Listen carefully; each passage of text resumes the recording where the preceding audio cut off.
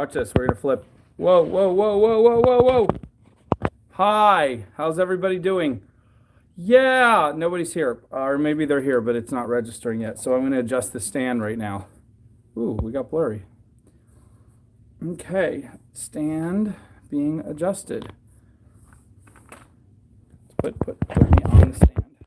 I'm on the stand, Your Witness. I mean, Your Honor, I'm a witness on the stand, Your Honor.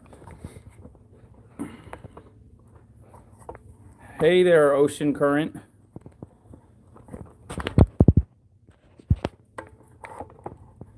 I'm standing on the witness, Your Honor, the witness is standing on me. I'd like to take the witness, your stand. I know, right? I said it was supposed to be 9, and then I said it's going to be 10, and then it was like way after 10. At the last second, I was like, oh my gosh, I have no water in this place. If I don't have water, I'm going to be like, oh. So I ran to the store at the other end of the parking lot, and they were closing at 10, and I got there at 9:58. I ran inside, and I couldn't find the water, and I went all the way upstairs, and I'm racing back and forth, and I was like, well, while I'm getting water, I might as well get a snack. So I got chips, crackers, and hummus, because I thought I should do like a very cultural snack so I can teach you guys about culture. But anyway, so then by the time I got back here, it was like 10 after. Oh, my gosh. Oh, so anyway, here's...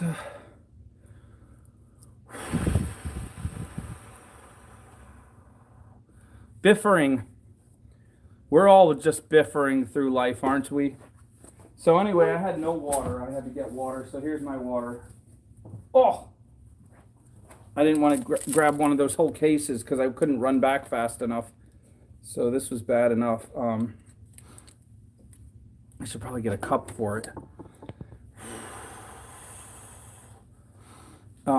Okay, so now that we're all here, hi. Valerie, Teresa, Christy, Wendy, Renee, Diane, Valerie again, and Dana, and Wooden Flag. Well, now I'm going to leave you guys. I'll see you next time. Actually, I just got to get a cup. Hi, Mary. So I'm going to get a cup for this water. Be right back.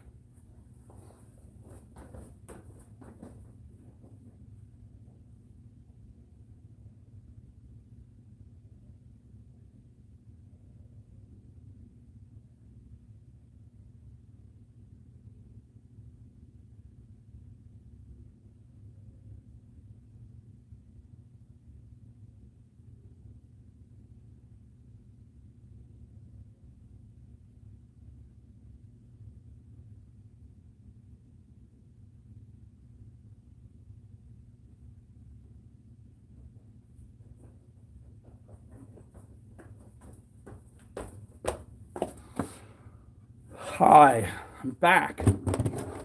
No. So here's the water, and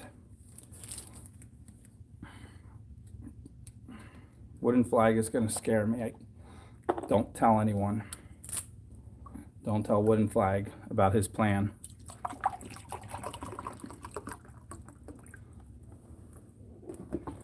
All right.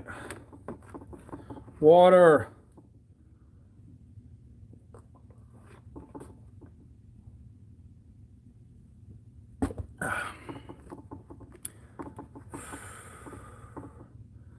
Yes, I moved the art out of the front room because that's going to be a wood shop, and I moved it into this room. Well, I started to. This is about a third of it. So it's starting to go up, and then it's going to go on Etsy too for sale. So hi, Brenda.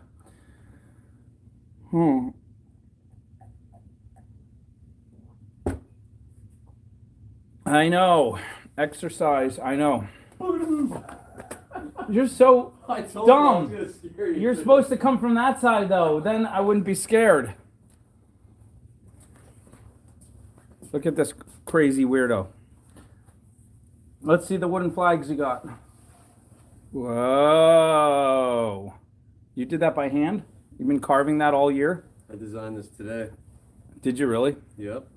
And I'm giving the free follow away on my YouTube channel. That's awesome. I would like 10 of those, please. Thanks, Teresa. How's the flag look, though? That flame looks really good.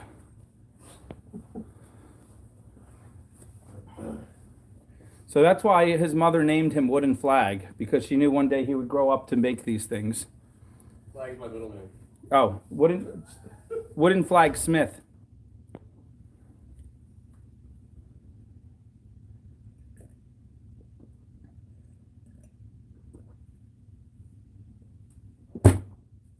So anyway, look, I can make wooden things too. It's not just him. What? Look at this. Look at this.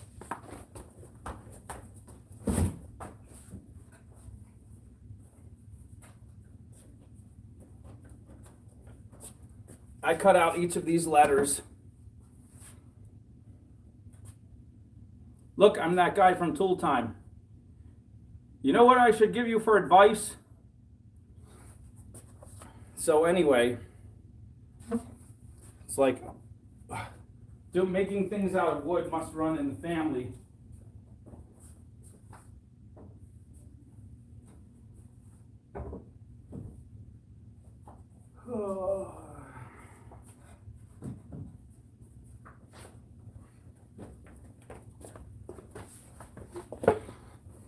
Thanks.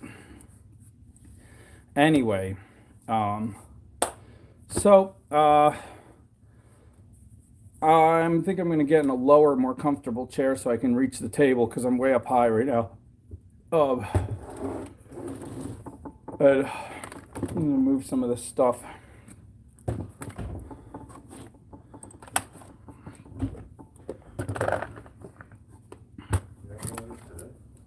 What's that? You hang all those today? Yeah. Well, with Marley's mom's help. Thanks. With some wooden frames. Yeah. You're leaving now? You drove all this way just to say boo? Wooden Flag knows that his mission to scare people is worth driving far, far distances. All right, I have a nice little table area here now. Let me get a better chair.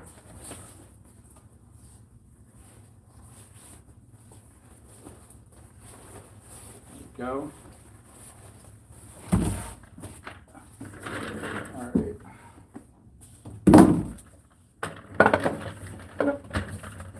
There we go. Okay. Hi. Oh, yeah. See, now I can. Oh, la la la la la la la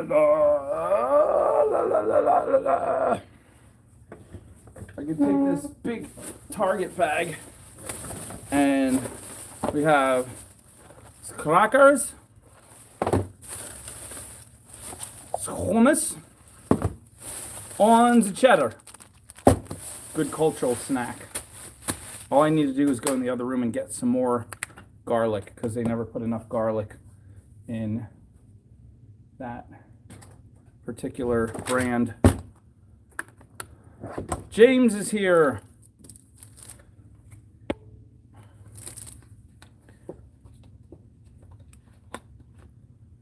So how's everybody doing tonight? Everybody, you got your snacks? You have to get snacks too.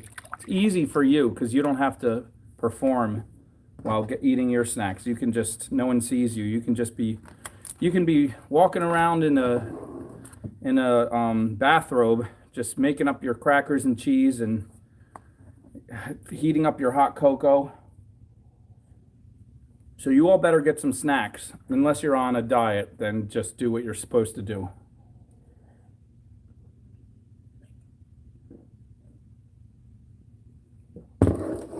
All right, so let me go get the garlic now that I keep leaving you. Christy, you made it! And I'm leaving. Goodbye. I'll be right back, though.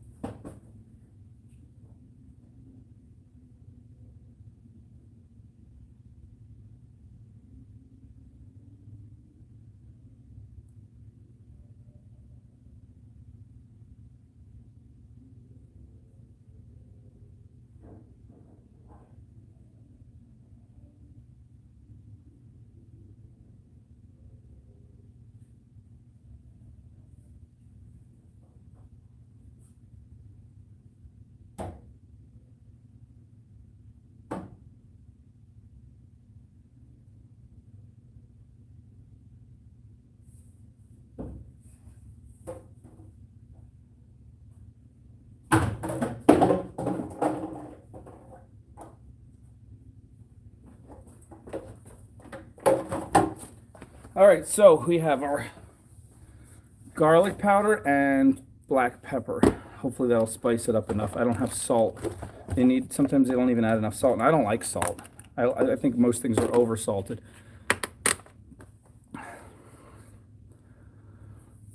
Oh, that's so sweet.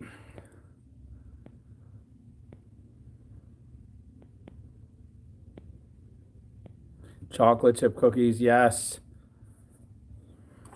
Christy, that's okay. I managed to overcome my shyness around you, and I'm back. So this is, they put a little red in the middle to make it look special, as if that's something. Oh, I should have bought a plate. Oh well, I'll be all right. Just put out a little paper towel here. And we'll be fine. So, I never know what the salt content is. See, I don't like too much salt in these crackers. So if the crackers are over-salted and the hummus is under-salted, I guess it'll balance it out. But I like these big, crunchy, like, healthy, so supposedly healthy crackers. Oh, I forgot to bring a knife to spread this. Back to the Bat Cave.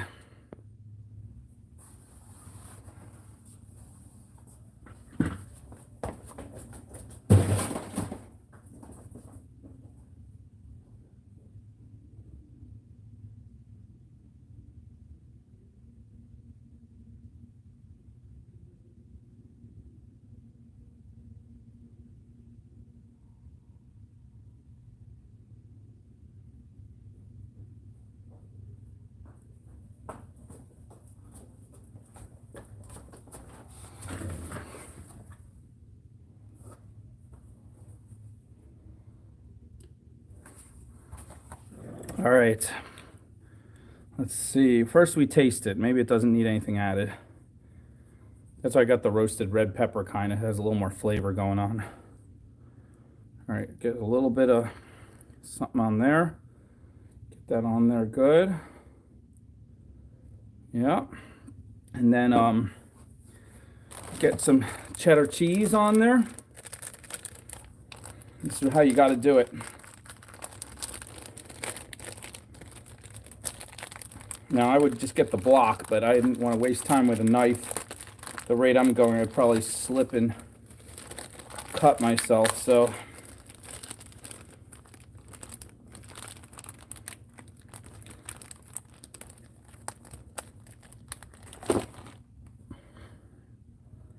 Voila. And now we see if it is good. Not bad. Not bad.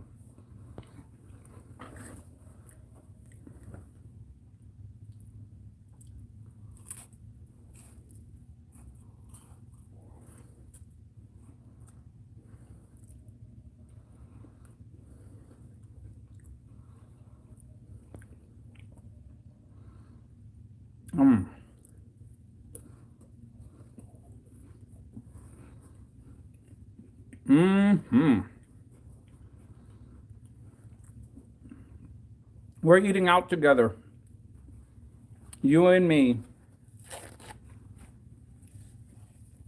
All 34 of you. It's a big group eat out.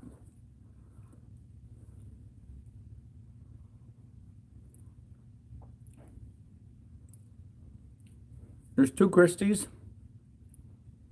Christy Bryan and Christy Brown. No way. You can't do that. You literally have the same name with just two letters changed. Same number of last name letters, same first two letters, same last letter of your last name. No way. No way. It's no. You got it. One of you has to change. Or just like, I don't know, make your profile picture just a big eyeball or something so you stand out. Bryan and Brown. That's like ridiculous. We had the exact same thing happen. The odds of this happening.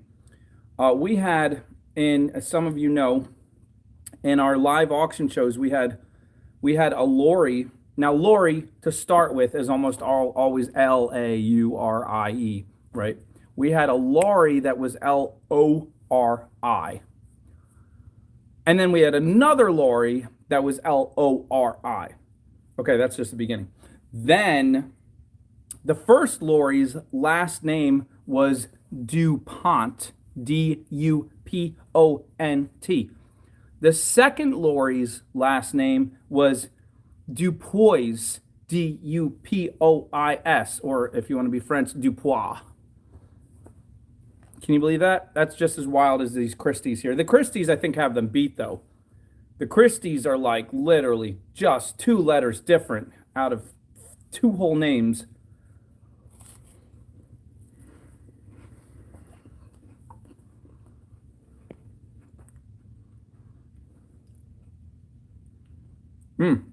Forgot the cheddar.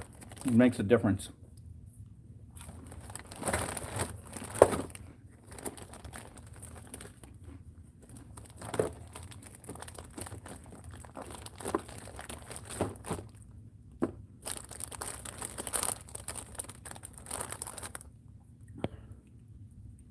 So that's why you tune in every week, to hear me talk about people with the same names and watch me eat hummus and crackers.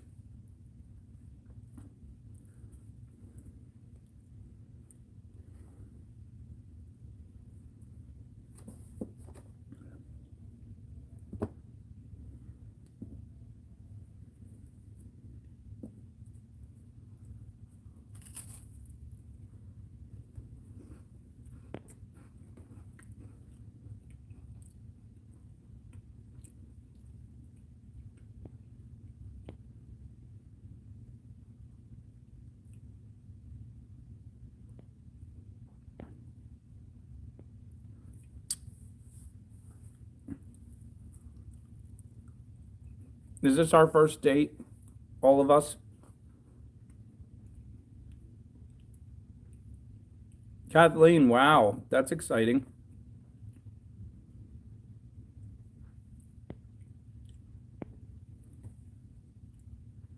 That's exactly it, Valerie. No other channel do you get to watch somebody put cheddar on top of hummus on top of a cracker and talk about it.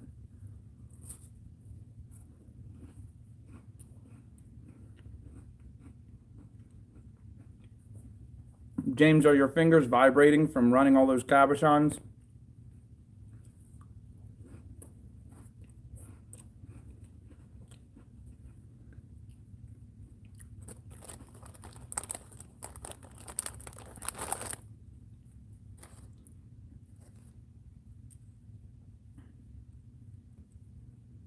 I'm crazy. I like to put a ton of stuff on stuff. Like, that's not even that much. I like to put so much stuff on stuff. Sometimes when I put cream cheese on a bagel, like the cream cheese is like that thick. The bagel has to be toasted, like browned and still hot, so the cream cheese melts a little bit.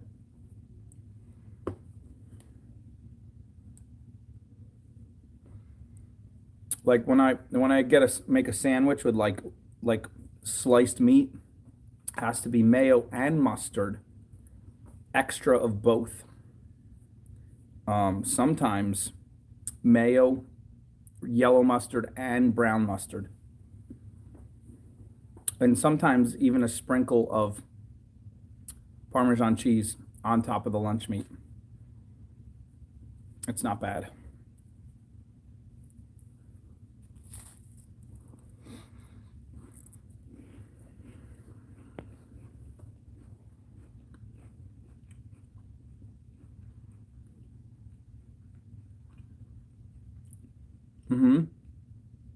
I've never put a peanut butter on a bagel. Can you believe it? You know what's good on a bagel though? Tuna fish salad.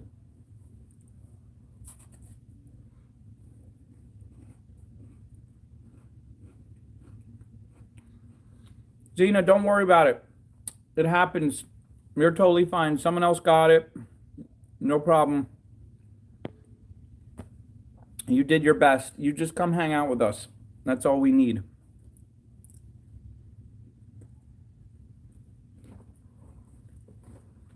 What else is good on stuff? Tell me something you like to spread on top of something else.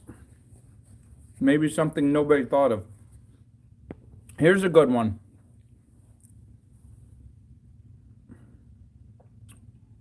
On toast. This might be like not a big deal, but some people might have never tried it. On toast, put butter and jam or jelly, whatever you want to call it. Put butter and a little bit of strawberry or raspberry jam. But it gets weirder. It gets weirder. Ready? On toast. Now this is better maybe on rye toast. You need some hearty bread or the spread will just tear it up. Rye toast, thin cream cheese, and jelly or jam. Try it. Trust me. Yum. Now here's another one. Cream cheese and jam or jelly, whatever. Put them in a bowl. Mix it up. Now you have flavored cream cheese. You would be surprised. Those flavored cream cheeses they sell at those expensive bagel places taste pretty much like they just mixed jam and cream cheese. So now you can make your own. Put that on a bagel or rye bread. I think rye bread is is like a cousin of the bagel. I think rye is like my favorite. Marbled rye, that is good. You know, rye is one of the healthiest breads, too. It's the lowest in carbs. I don't know how a bread can be low in carbs, because bread pretty much is carbs, but rye is very high in protein for a bread. You know, not all breads have that much protein, but rye has a lot, and it's very low in carbs somehow. So it also tastes better. Sourdough, too, is really good for you, and it tastes... I like the bread that has, like, real flavor.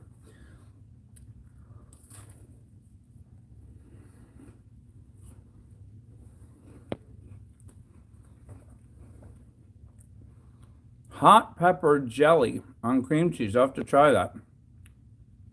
Okima, syrup on toast. I don't know about that. Although I do love me some French toast with syrup.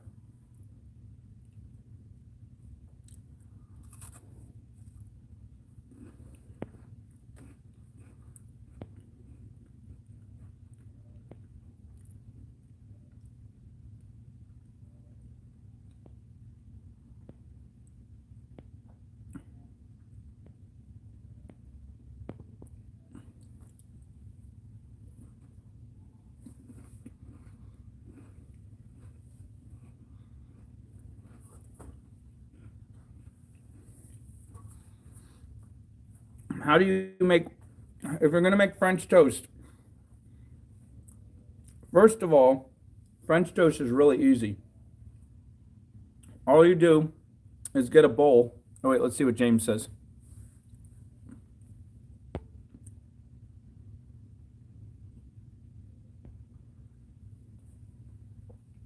Ooh, that sounds like some good mac and cheese.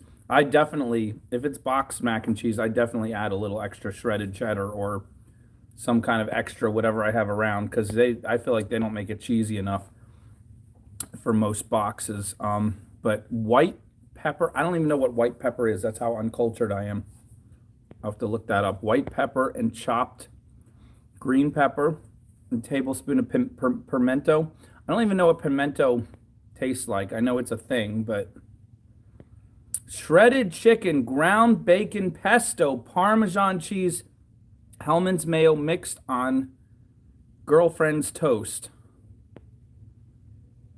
That sounds amazing, especially if your girlfriend provided the toast and you stole it. And Reuben's,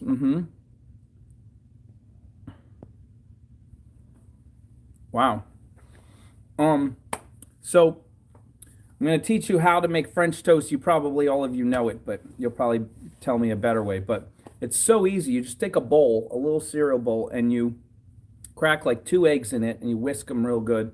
And then you put in like 1/4 cup of milk, just a little bit of milk. You can do half and half too, just like a little bit. And then you mix it again. It should come out like a light yellow. And then you just take your bread and you dip it and you flip it and you soak it for a couple seconds get the pan nice and hot with some butter or oil, and then you slap it on. And then you get the next one and dip it and flip it until you've used up everything in the bowl. Now, if you already put like 3 pieces of bread on the pan and you still have a little bit left in the bowl, then I usually take it and like drizzle it over the top of the bread. You know, don't waste it. And then check it frequently. There's like this sweet spot, this real sweet spot where it goes from like almost raw to burnt. Like right in the middle is the sweet spot where it turns nice and brown, and that's when you want to flip it. Get the other side nice and brown, flip them on a plate. They'll be boiling hot. While they're still hot, melt some butter on top of every piece. Do not be stingy with the butter. They found out butter's good for you now. I knew it the whole time, but they finally caught up to my knowledge. So butter's good for you. Slather that butter on. Butter doesn't hurt you. You know what hurts you? Sugar. But we're going to add that too, so don't even worry. So you slather the butter on and let it melt on each piece. And then you get some, what is it? Not ginger, not pepper, the brown stuff, cinnamon. Get some cinnamon. Sprinkle a whole teaspoon, maybe half a teaspoon to a whole teaspoon of cinnamon on every single slice as the butter's melting. Let it melt in with the butter. Then put the syrup on top of that and let it get hot. While it's still hot, do it real fast. As soon as it hits the plate, get it nice and hot. Get everything hot.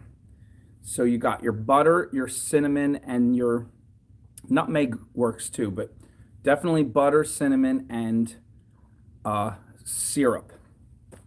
Yep, and as some people like pure maple syrup. It's expensive. I mean, the cheapo syrup from the store, it works. If you do all that stuff just right, it works. It's good.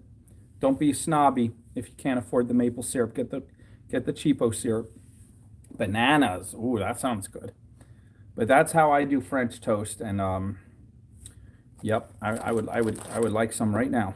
But I'm gonna finish my hummus here.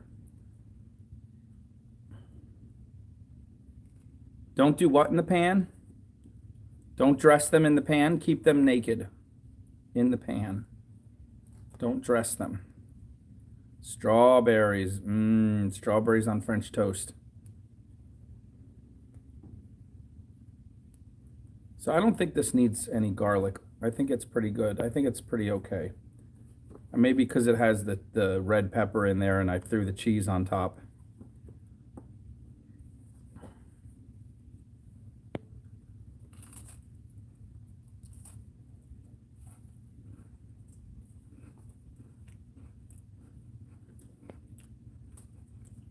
So press them down to brown them. Press them real hard. James says press them.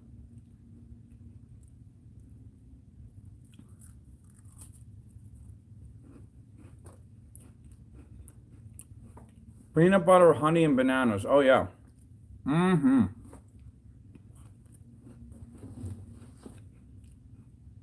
If you never had that as a kid, you better make some. James says don't do that. No peanut butter, honey, and bananas. Strawberry tamales at the Strawberry Festival. I've never heard of a strawberry tamale. That doesn't even sound right. Tamale sounds like something savory, not something sweet. Lisa says don't press them down. No pressing down. Peanut butter, marshmallow fluff, and banana. Oh, yes. Now we're talking. Oh, man. I'm going to get fat just having this conversation tonight. Now, there's no excuse because the winter is over. I should have done this 3 months ago, but I'm going to get fat.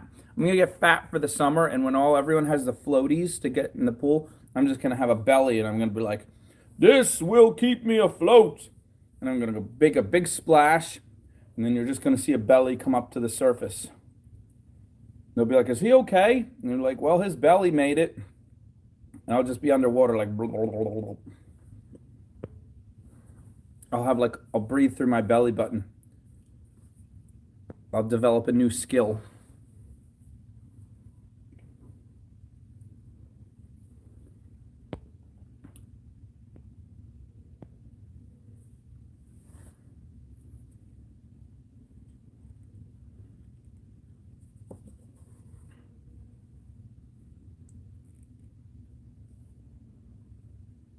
So I wasn't sure if this roasted red pepper in the middle was just for garnish, just to show off, like how, oh, look, there's actually red pepper, but I'm using it like on each piece. So that's what I'm doing. Maybe you're supposed to stir it. I don't know. Crepes with strawberry and whipped cream. Oh my gosh. Yes, yes, yes.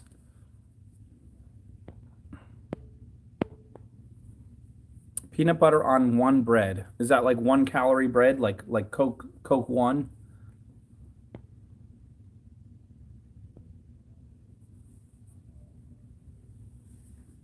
Yeah, I'm gonna add some garlic to this one bit right here and see if it makes a difference. Maybe it might need more flavor. I'm not sure.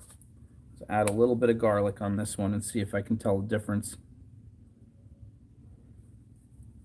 Maybe I'll even add black pepper too. Now I'll taste it first with just the garlic. So I don't know if you knew that, but when you put hummus out for guests, you should put out some I mean, it looks neater if you get the block and you slice it up, but you should put out some sliced cheese, crackers, and hummus. And encourage the guests to take the cracker and the hummus and the cheese together. Or just make up like little ones like this and have it on a tray and just walk around like a butler and be like, hors d'oeuvres, sir, hors d'oeuvres.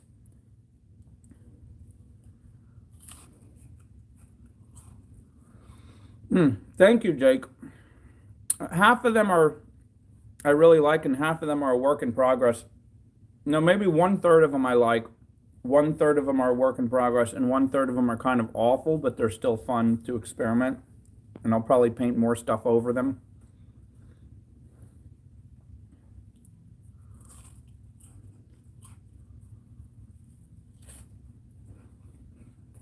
Flan.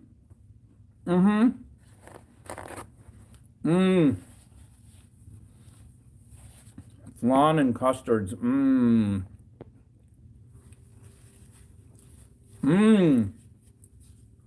Marshmallow fluff and cream cheese. Yes. All right, here is a mixture for you. You want a fruit dip? Marshmallow fluff and cream cheese. Yes, those are good. Try doing marshmallow fluff, cream cheese, and a little yogurt. Just a little bit of vanilla yogurt. Get the vanilla.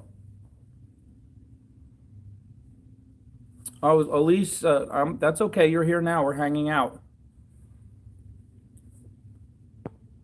Pancakes with jelly or jam. That's what my dad does. My dad does not like syrup on pancakes or French toast or anything. He likes powdered sugar and jam or jelly. That's what he does. It's his thing. Tequila to the flan. Wow. Yogurt. Even if you put like unflavored yogurt, so it's a little sour. So it depends what you like. You like it sweet or sour. Either way, it's going to be good. Now here's something somebody I was once with taught me. You want to make a delicious pasta sauce, right? Oh my gosh, Julie, now you're grossing us out. We got this far. We got this far without anybody saying anything horrific. Julie has to come in there with the peanut butter, jelly, and American cheese. Ugh. All right. We had to have one. Oh, Okima, that's awesome.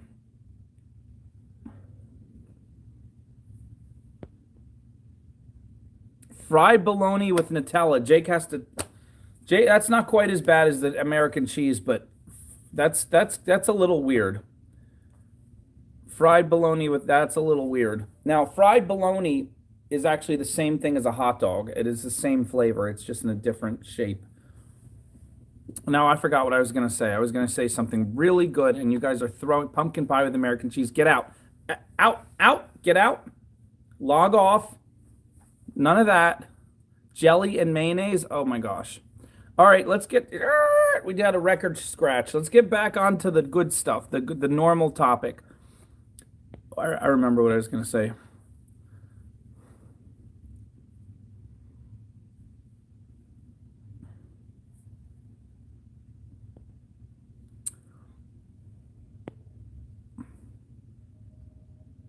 There you go, James. James brought us home. James brought us back.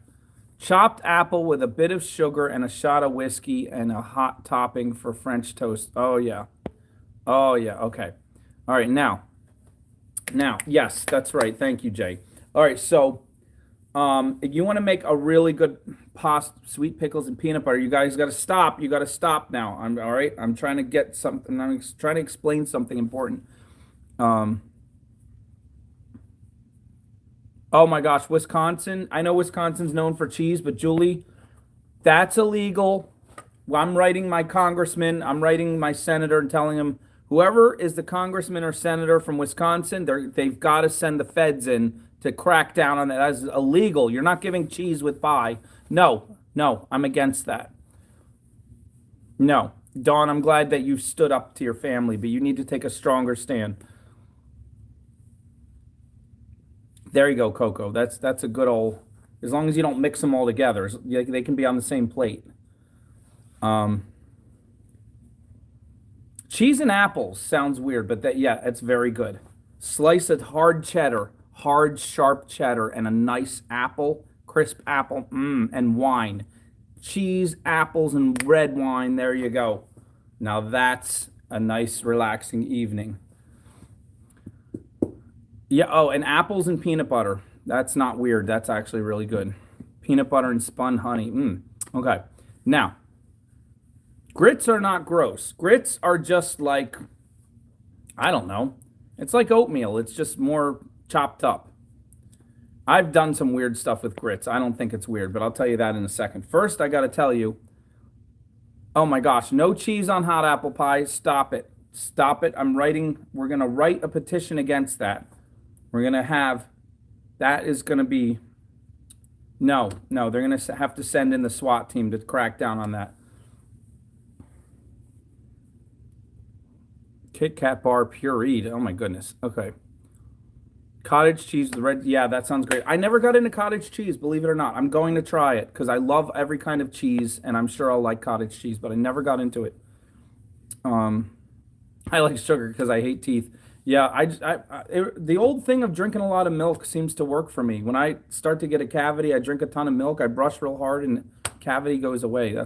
I'm not telling anybody else to do that, but that works for me. Maybe it's all psychosomatic. I just believe the placebo effect is strong with this one.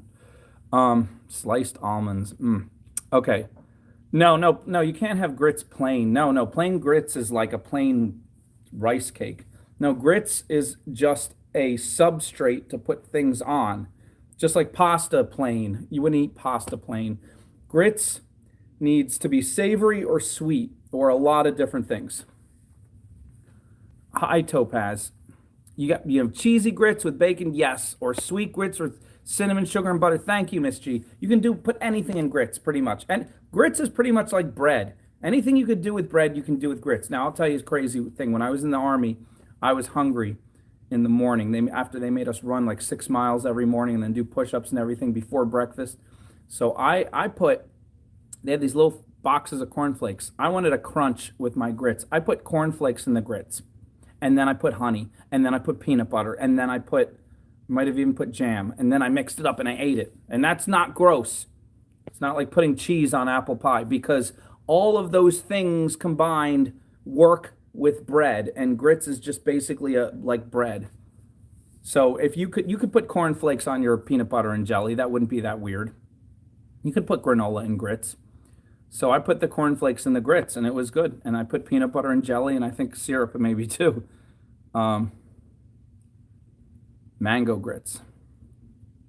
Peanut butter on cheese, that's a little stretching it. Doesn't sound like the worst thing, but okay, let me finally get to my story. Yeah, I didn't grow up in grits. I'm from the north. I'm from Philly. We didn't grow up with grits, but we had it in the Army, and I got used to it. It was Army National Guard. I was a medic. Anyway, so do you want to know an amazing pasta sauce? Okay, first of all, red sauce is great. White sauce is great. You know, like a cheesy Alfredo. Right. Red sauce, white sauce. But put them together. Pink orange blush sauce is the best of the best. You get the best of both worlds. Don't argue with me, you know it's true. But it gets even better. Take your blush sauce, 50% red, 50% white, whatever your favorite white sauce is, like Alfredo or, whatever. Put it together, right? And add a spoonful of cream cheese into the mix. For about every cup of sauce, add a spoonful of cream cheese, like a heaping teaspoon of cream cheese for every cup of sauce. Melt it in. You will be like, ugh. And then, don't just get regular pasta. Get those tortellini with the cheese inside. And then get some ground beef. Throw some ground beef in the sauce. Boom. Yes, you would think, Julie, except we just found out that fat doesn't give us heart attacks. It's sugar. It's carbs. So we got the carbs in the pasta no matter how we eat it.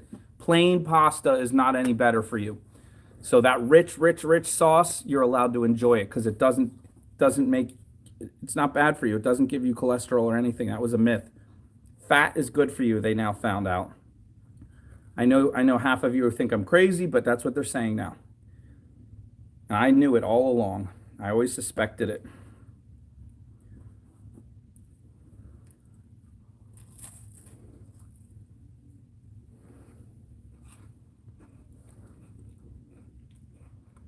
No fish ice cream. Stop it. I'm not going back to that. No fish ice cream.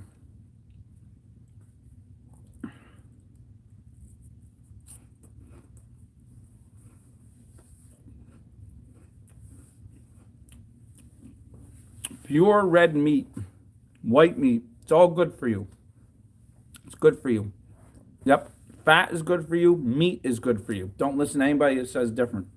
Bread is what you want to take in moderation. But if you do your exercising, then you're allowed to have a little.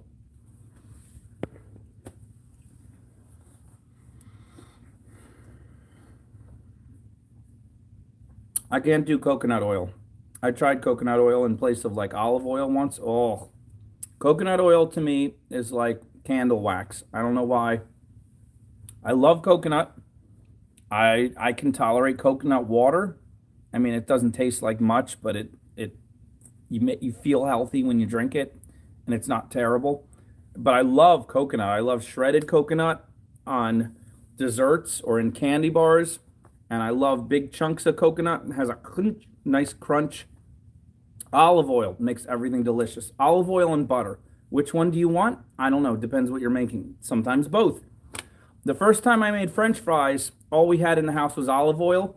So I deep fried these slices of potato and I left the skins on in olive oil. It was the best French fries I ever had. And I grew up like a little kid in love with McDonald's. And man, those homemade potatoes with the skin on in olive oil are so much better than any French fries from a place.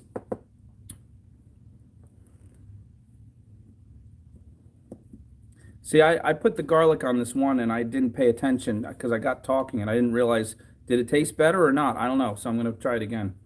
Put more garlic on this guy. Maybe I'll put black pepper too to see what that does. I bet that'll be good. Black pepper. There we go. Got your cheddar. Olive oil and baked potato. That sounds good.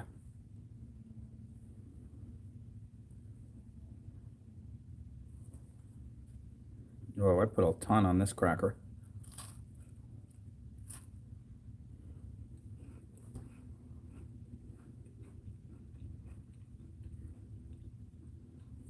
I never tried potatoes with olive oil. I'll have to try now. I was always butter. Oh, bye, Etsy Jake. See you tomorrow.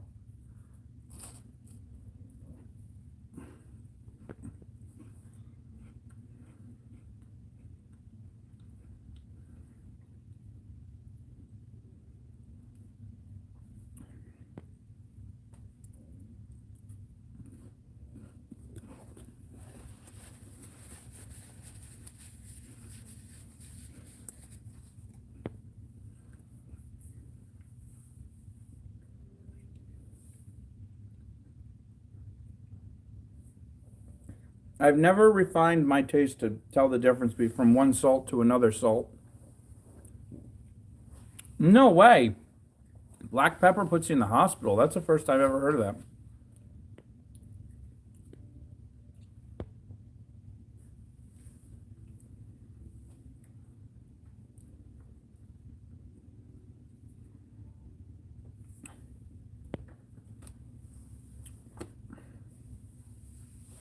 Isn't that weird?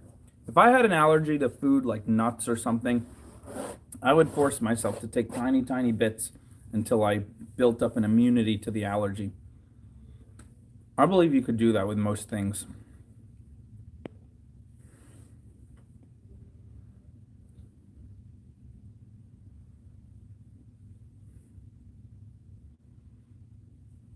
I met one girl once who was a forced vegan.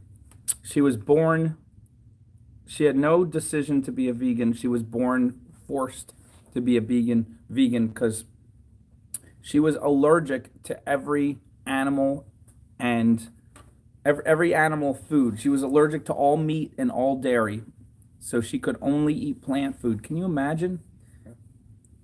She was happy. She seemed very happy, so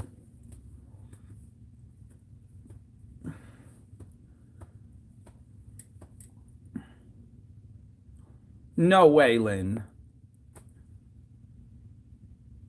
Lynn, oh no, no, no, no. I couldn't live like that. If I had allergies to all those things, I would take whichever one looked the yummiest and I would just slowly force myself to eat it every day. I would bear through the allergic reaction until I built up an immunity. Gluten deficient, meaning you would need to add extra gluten to your diet.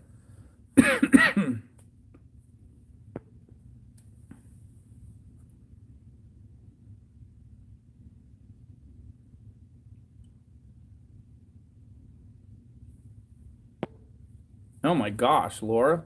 How do you not have symptoms? I've never heard of that. You can have celiac, not have symptoms. I've heard people who are gluten intolerant, like they take a little bit of gluten and they're like running to the bathroom.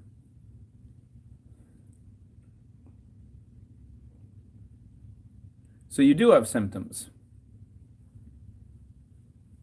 A lot of people are lactose intolerant, a lot more than you realize. Um, most, no, I shouldn't say most. Asians tend to be far more lactose intolerant than other people groups. And that's why, if you look at like Chinese food, almost never has dairy in it. At least the Chinese food that got over here and got Americanized. No dairy. How can a cuisine be that good with no dairy? It works, but you got to get real creative with all the other flavors.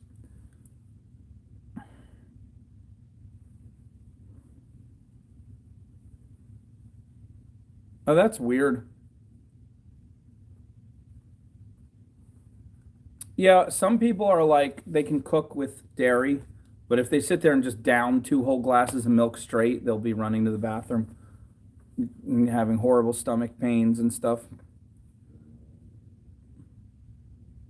Oh my gosh. Poor Lynn.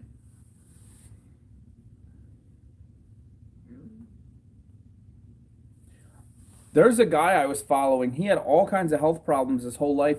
He started an elimination diet where he took out everything out of his diet that could ever possibly be a trigger.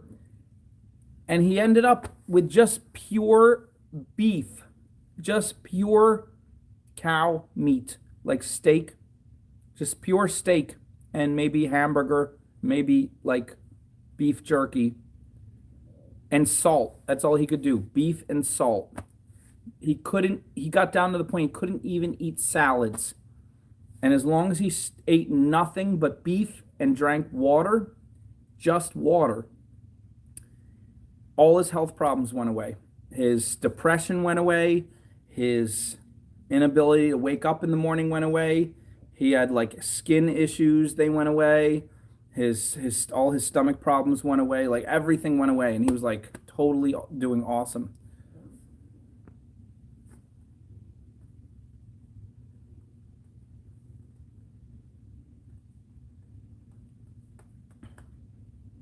James is not fond of milk.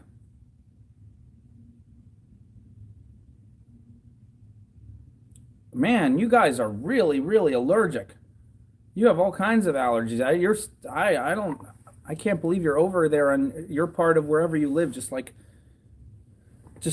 waiting for anything to touch your skin and make you break out.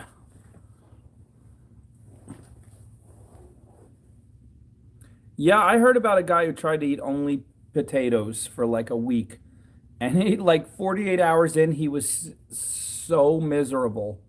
He was like he's like, I'm hungry, but the thought of putting another potato in my mouth makes me so sad.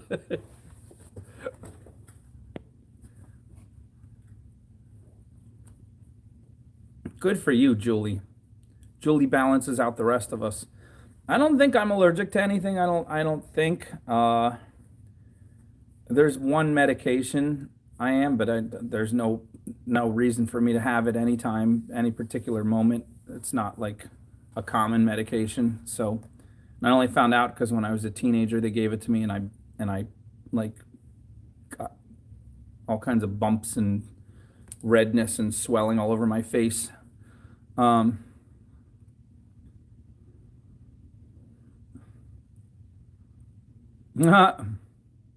so if we're not nice to the earth gives us all allergies.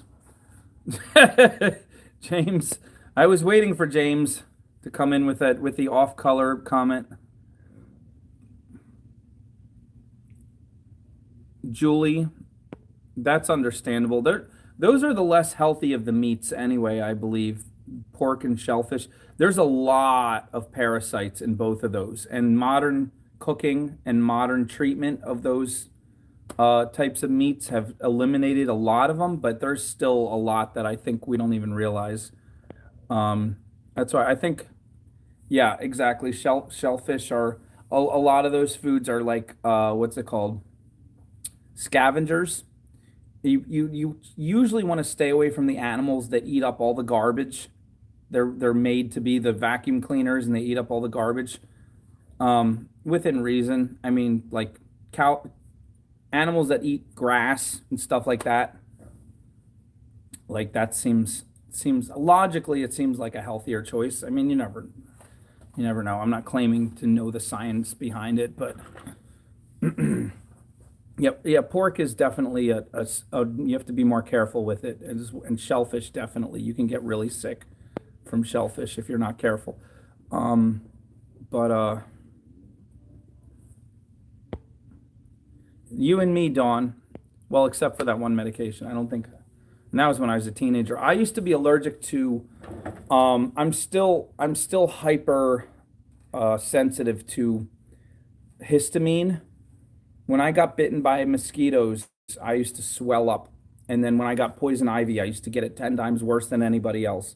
Like giant bubbles of infection all over my arms and legs. It was awful.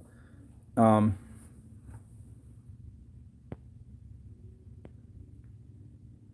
but I'm still like if something itches, just irritate the crap out of me. If something itches, it like I'm still a little bit like in the winter. If I use too much hot water in the winter when there's dry heat and everything, my skin gets dry and it's like ugh, it's this dry itch. Um, but I haven't had poison ivy in a long time, and I'm totally over my mosquito allergy.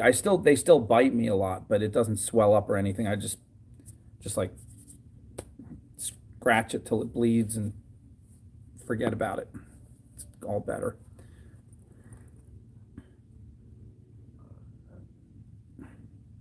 Yeah, that's the weird thing. Chickens mostly eat vegetarian stuff, and they once in a while they'll eat a bug.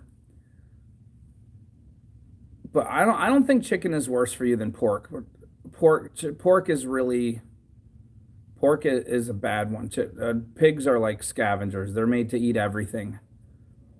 Um, but chickens generally are more vegetarians. They mostly eat seeds and plants and stuff. And then once in a while they'll eat a bug, which isn't terrible.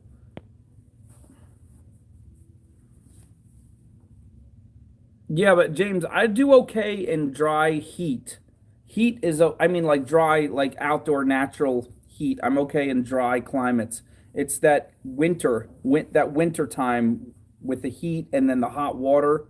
If you shower too much in the winter time and then you're in it just dries out. I've been in desert heat before and I just drink a lot of water. I do great. I don't mind desert heat. I definitely can't stand humidity. Humidity is the worst. I'd rather have all the dry everything.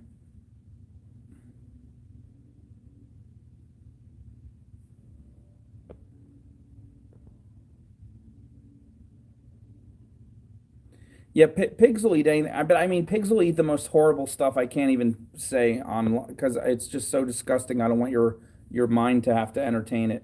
Like pigs will eat like the most horrific stuff. They're more disgusting than dogs.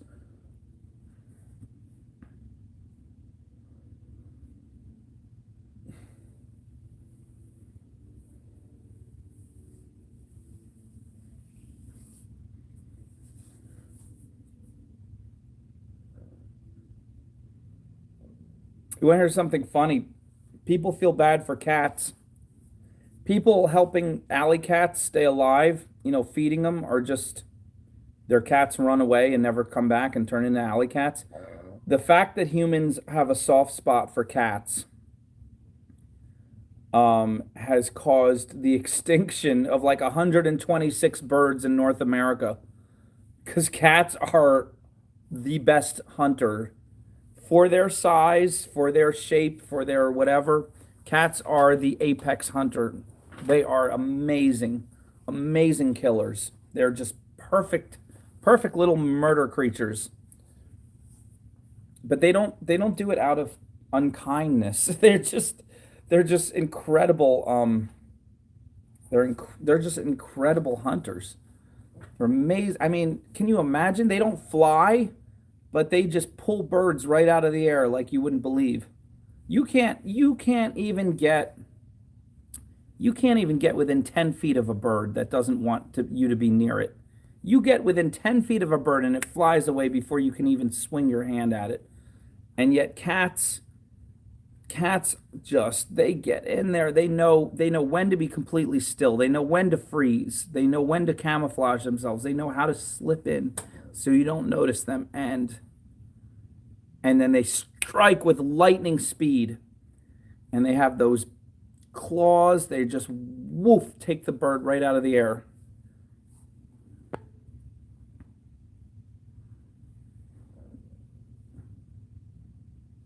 Yeah, cats. I still don't know if this is true. I have to research it, but I've heard it a lot. Cats. Well, it's definitely true. If you have cats, you're not going to have mice, and mice are a problem. Cats are great hunters of mice and rats. Now, they say that people had a prejudice against cats in the Middle Ages, and people got rid of all the cats for some reason, and that's the rats population exploded out of control, and that's what spread the disease, and that's what helped the Black Plague become as horrible as it was. I don't know if that's a historical fact, but I've heard that several times. So cats actually held off the Black Plague.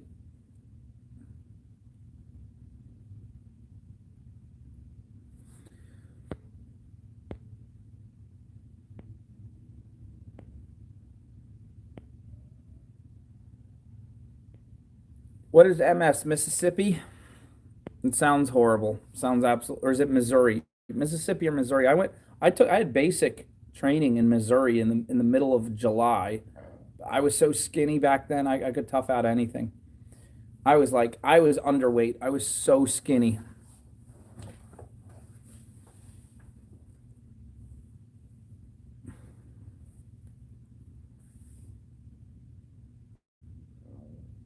Yeah, yeah. Chickens get the little bugs, the little worms in the ground that would eat your plants and stuff.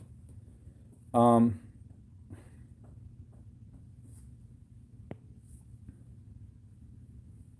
the funny thing about mice,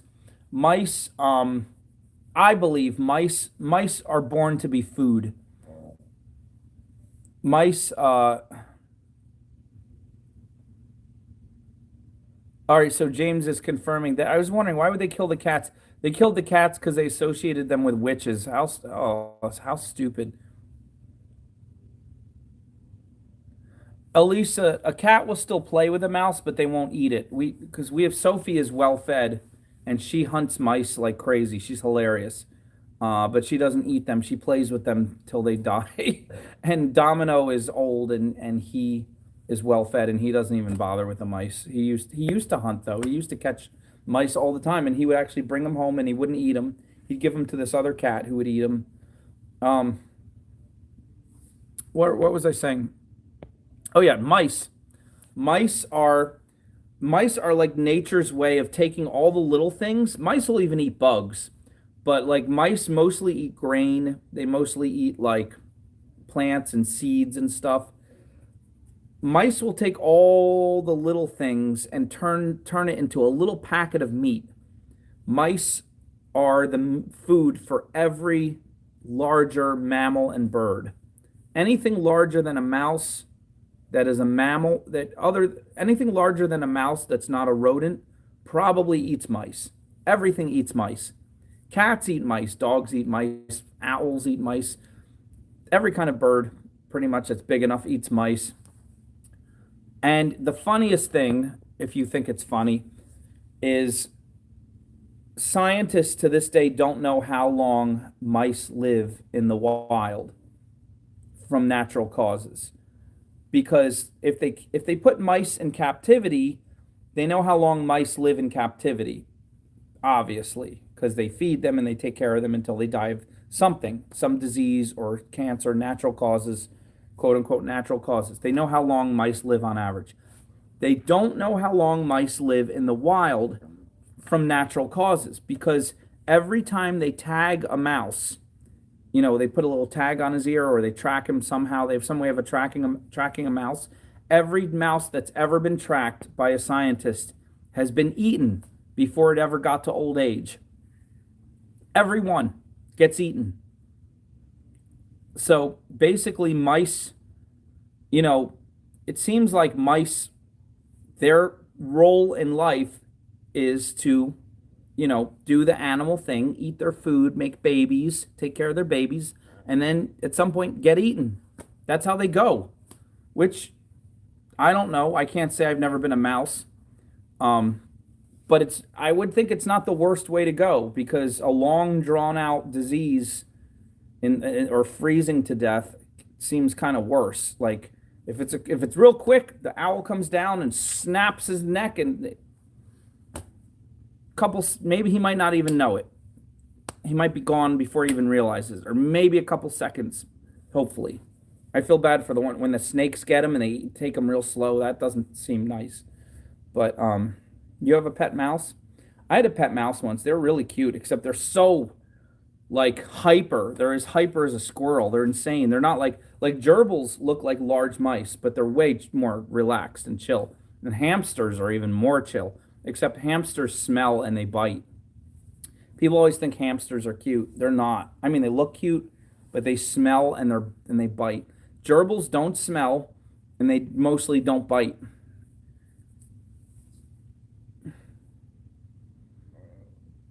Guppies live to be eaten. Yeah, I bet there's a lot of things in the ocean that live just to be food for other things. Chinchillas sound really cute. Well, that's what happens. Squirrels can be trained very easily to come to you for food.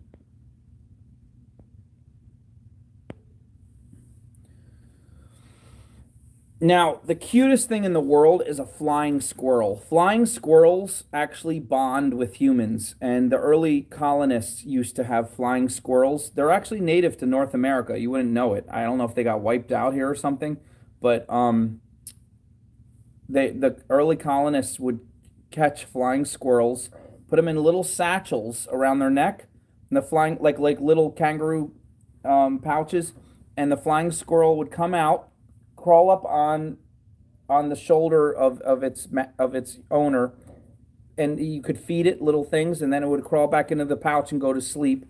It would be warmed up against the heartbeat of the person, and then you like, and then you can like, send them out and they glide. They're so cool. They're so great.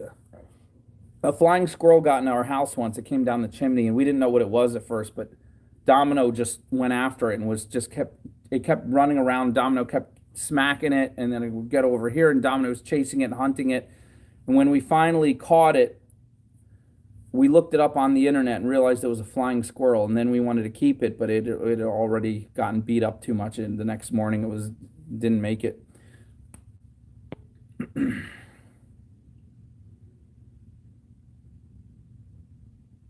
Wow, I've never had a rabbit. Rabbits seem interesting. Do rabbits have good personalities? Like, do they actually bond with people, or are they just kind of like a gerbil? Like they're just cute. Yeah, sugar glider, and a flying squirrel are like almost the same thing. They're really cute. They're expensive though. If you're gonna buy them, they're considered an exotic pet. It's not like buying a gerbil.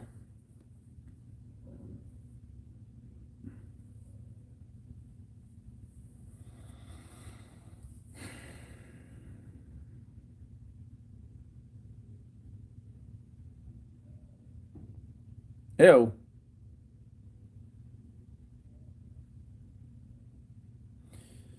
Yeah, animals are weird sometimes. Whenever somebody's like, I wish humans were as kind as animals. We don't we need to be more like them. I'm always like, really? You really want to stand by that? You really like I'll give you an example. Like there is a there's a dog. There's a blind dog and there was a regular dog, and this owner had the blind dog and the regular dog and had them in the yard, and the regular dog learned that the regular dog and the blind dog would walk shoulder to shoulder, and the regular dog would show the blind dog where to go, and like would they play together, but when it was like time to eat or whatever, they'd walk side by side so that the regular dog could lead the blind dog, where to go. It was really cute, and it was a whole story, and it was on the internet, and I had to sit there and look at all these stupid comments of people saying, "Oh, they're so beautiful. If only humans could be nice the way they are. If only humans could be sweet like them." And I'm like, "You dummy, you big dummy. You do realize if that same blind dog was in the wild with a pack of dogs, the pack would reject him and they'd kill him or they'd leave him out to die. Like, do you know why this dog is super nice to the blind dog?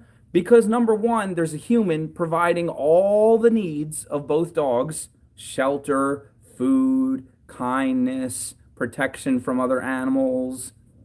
And in this enclosure, this regular dog only has the blind dog as a companion.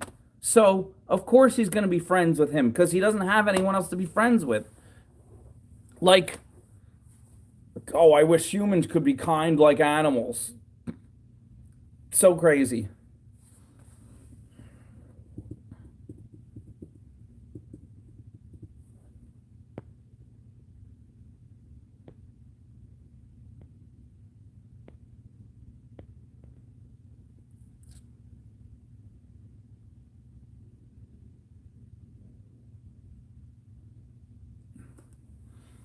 But now that everybody has a video camera in their pocket, we're seeing all kinds of hilarious stuff with animals. Like I saw one where the cat had the leash in its mouth and it was guiding the dog. I saw one there's one where two cats were about to fight. They were like, "Meow," and they're about to fight, and a dog came and grabbed one cat by the scruff of the neck and dragged him away from the fight.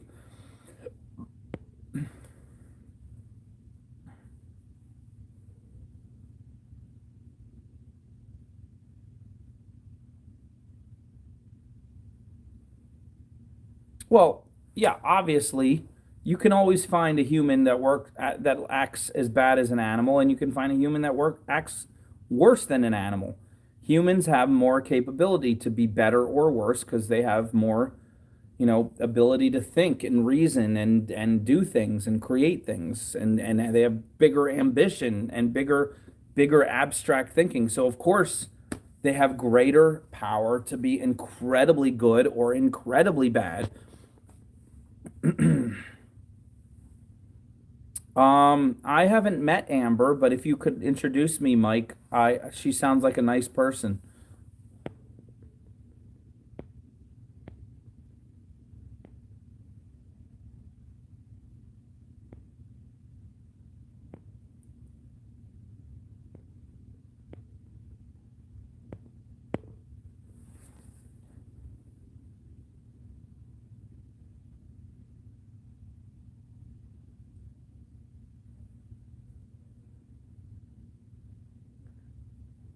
James is just silly.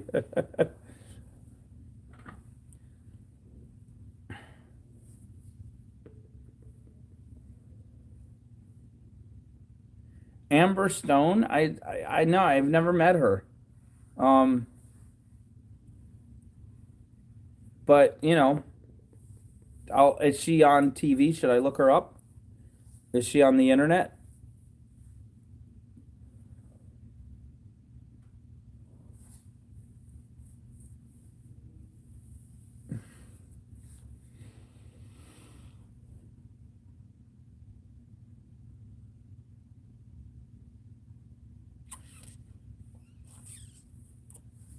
I'm gonna have some more water.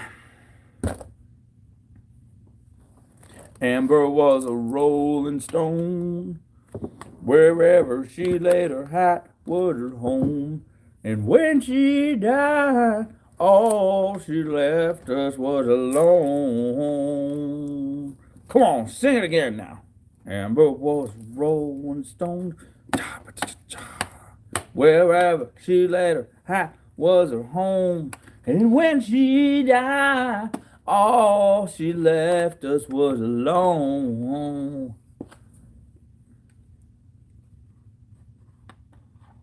What the heck? Miss G, don't say that. You're going to encourage James with his silliness. Anyone who puts clothes on an animal better have a good reason. You put clothes... If you bought an animal that is not made for the weather you're in, they'll probably still be fine because animals are incredibly adaptable. But especially to cold weather. I think hot weather is way more dangerous for some animals, but especially if they're really furry.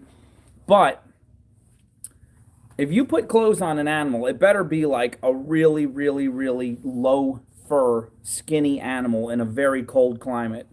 Because putting clothes on animals in general is dumb. Like, if you want them to look cute for Halloween, okay, do it quick. Torture them for a few hours, take the photos, and then be done with it. But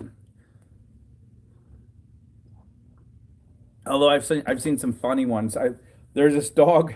They gave this dog a spider costume, so you couldn't see the dog's legs. It looked like a giant. It was a little tiny dog, and it looked like a giant tarantula. The costume had just big giant legs that kind of bounced as the dog ran, so it actually looked like it was running, like the legs were moving. And this dog was like really friendly. It was a little teeny tiny dog. So the dog would run up to strangers and they would scream and freak. And someone got it on videotape. It was the funniest video. The dog just wanted to greet people, and people thought this humongous spider was chasing them down.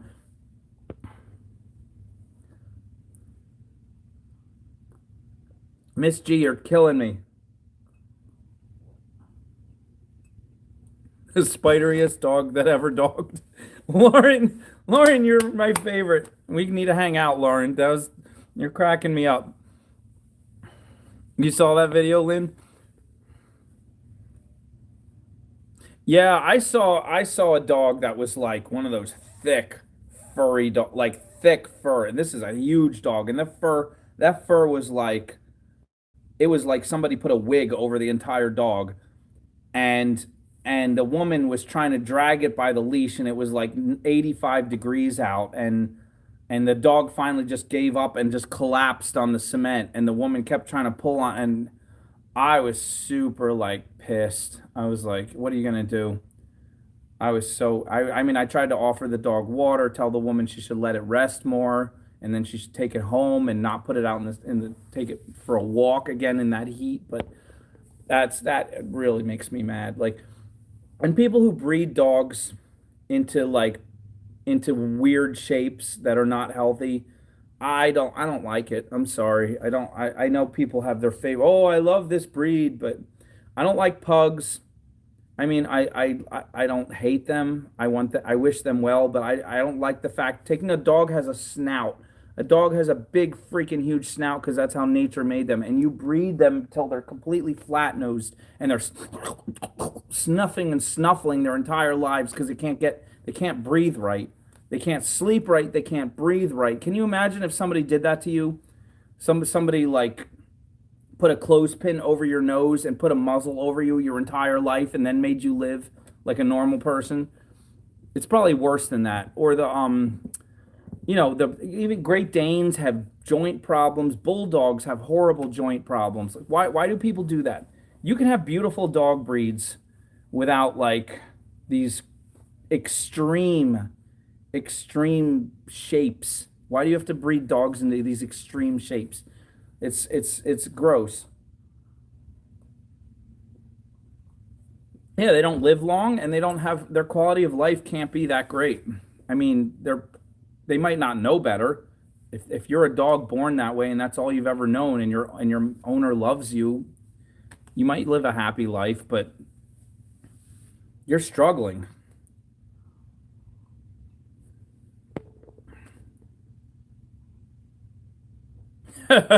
James is killing me. Well, dogs are pretty funny. Dogs have a lot of personality. They can be trained to like things. If they associate getting dressed up with pleasing their master or getting food, maybe they can start to like it, I guess. Yeah, what's up with that? I was at my landlady's house a couple years ago where I was renting a room and she had these two dogs and one of them was a corgi. And okay, dogs are afraid of fireworks. I get that. It's not natural. It sounds like a horrible storm, like a horrible thunderclap over and over.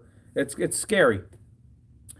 But this dog was so conditioned to be afraid of fireworks that if you heard fireworks way in the background to the point where it sounded like someone was popping popcorn three doors down, like barely heard it, like this dog would start shaking and whining like she was going to be taken to the slaughter, like we were getting ready to serve her up to the ancient Aztecs.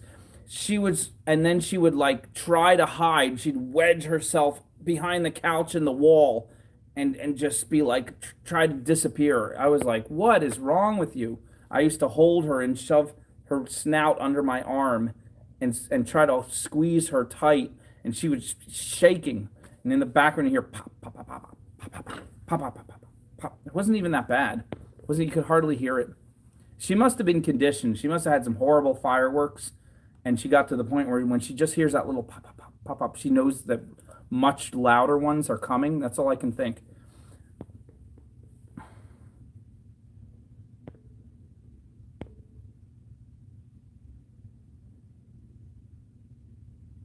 Lauren is so silly. Lauren's cracking me up.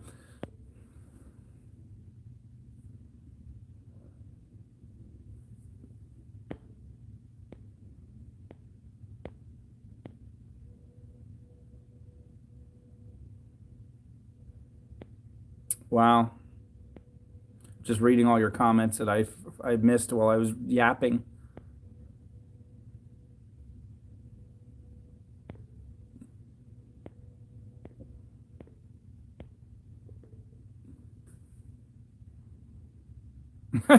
James, you have the most babyish cats on earth.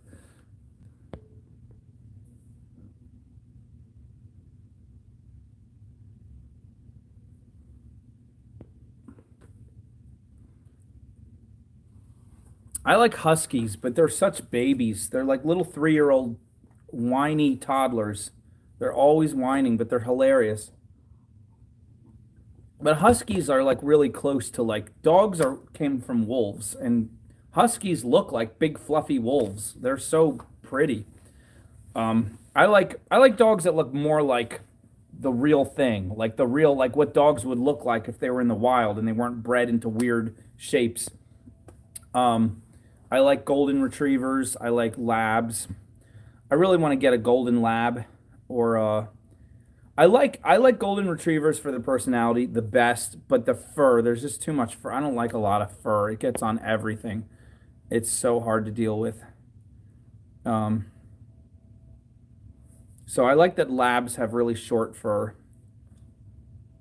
Although somebody told me sometimes they shed just as bad as the dogs with the long.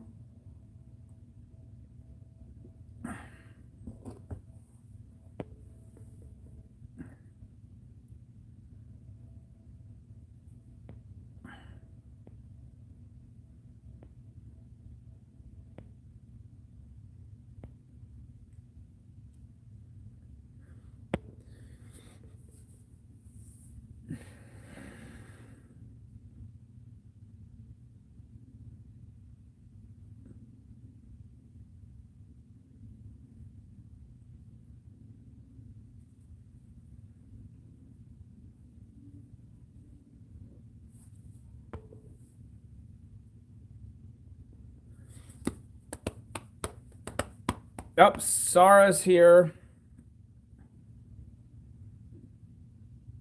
Yeah, how do you buy a dog and make sure it's not a shedder? Can you do that? And be like, I would like one of your non-shedding dogs.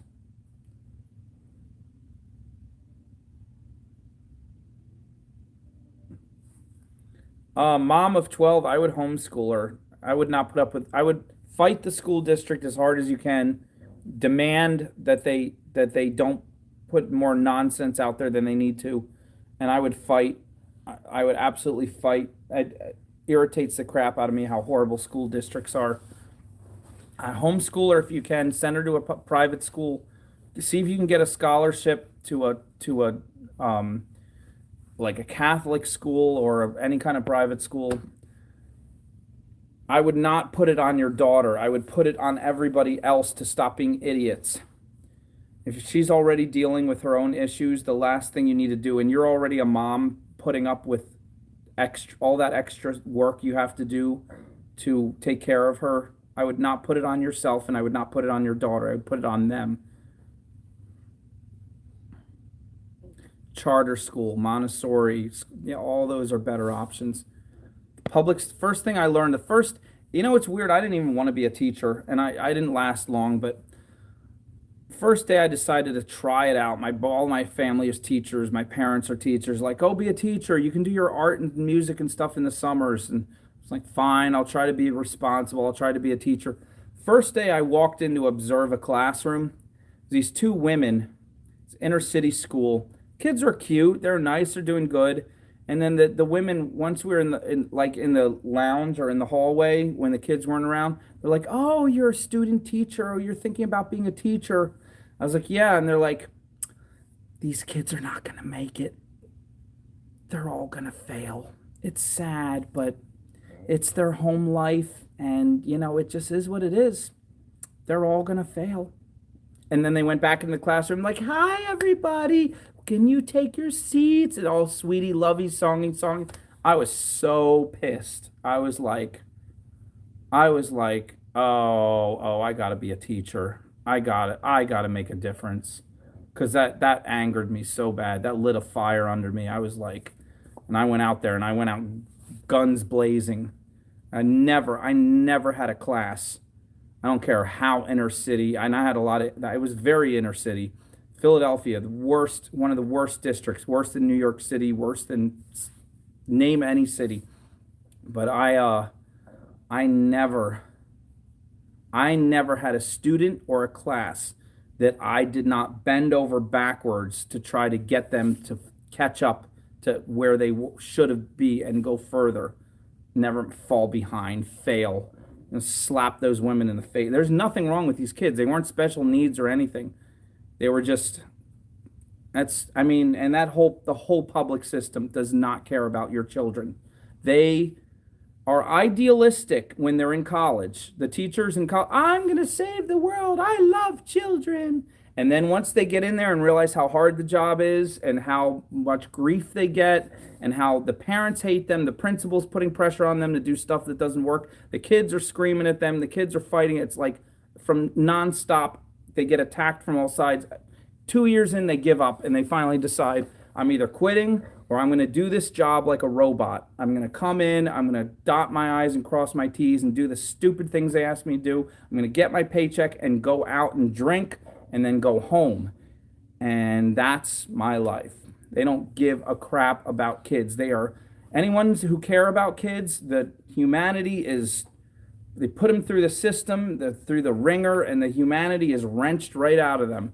And 2 years in, every teacher is just like, I'm just here for the paycheck. They'll never say it to a parent. They'll never say it out loud. They might not even say it to their best friend, but deep down inside, they all kind of know it.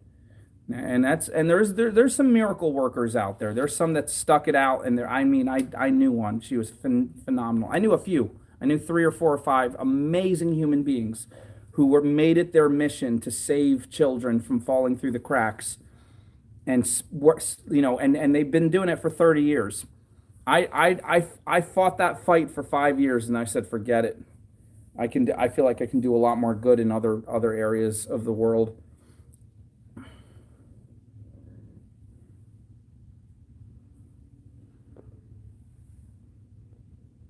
Yeah, the whole teaching to the test thing is just an excuse. They're teaching to the test because it's a horrible system, and somebody decided, hey, why don't we test you, and if you're doing good, we'll give you more government money. And they said, oh, government money. Well, in that case, we'll just teach the kids to take the test better. We're definitely not going to become better schools. We're not going to become better teachers. But they were horrible before that. They were just as bad before that teach to the test stuff. That's just an excuse that, oh, now we have to teach the test. We can't be good teachers. You were never good teachers. And when I say you, I don't mean the individuals. I mean the system. The system was never good for kids. It was horrible.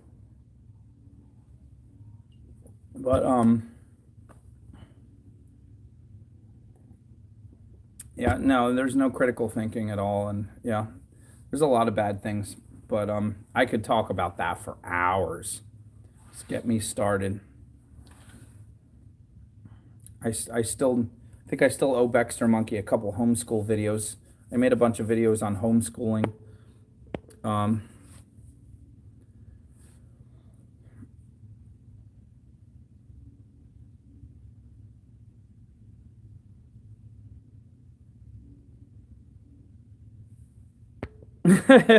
James, where did you teach explosives? Were you in the military, you mean?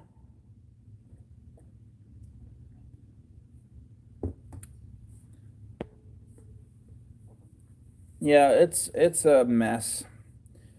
Um, I'm lucky. I went to a small private school. I was practically homeschooled, and then I went to a public school later, and I was like, oh my gosh, these kids are so dumb.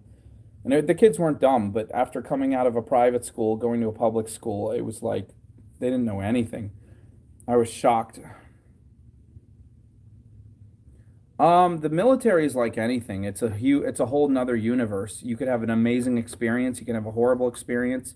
It could make you 10 times better than you are, or it can crush you, and if you're not ready for it. But um, in general, the military, I think, is something everyone should do. I think every young person should do. Some countries, every young person has to give 1 or 2 years of service.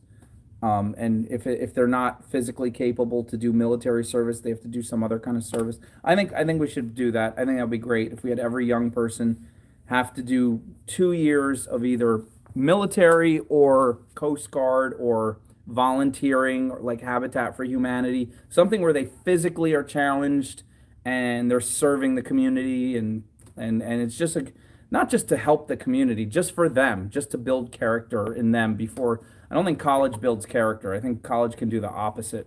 I think college is pretty much a big joke. I mean, except for some small areas like STEM, STEM, science, technology, engineering, and mathematics is still a solid field in the university world, but a lot of it is just garbage.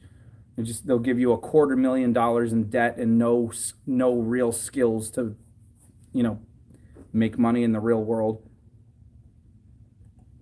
Elon Musk is now the richest man on earth, and he said, my company doesn't even care if you have a college education. You show me skills, that's all we care about. Put that college education on the paper, we don't even care about your resume. And that's big. And I think a lot of companies are going to start saying that. Yep. That's the first thing. The first thing I found in the military was, oh my gosh, there's so many different types of people I'd never meet if I stayed in my own little neighborhood. So many. I had never met these Southern people before. These young Southern guys were like totally different than anything. I was a city kid and up northern city kid, and I just knew the kind of people I was around, and these Southern kids were so different. But yeah, you meet all different kinds. I became best friends with this kid from Vietnam. Um, Weird kid from Vietnam in the American Army. 30 years earlier, we were the army was fighting Vietnam. But anyway, yeah, one of my best friends was from Vietnam. Another one of my best friends in the army was from Cuba. Two really amazing people.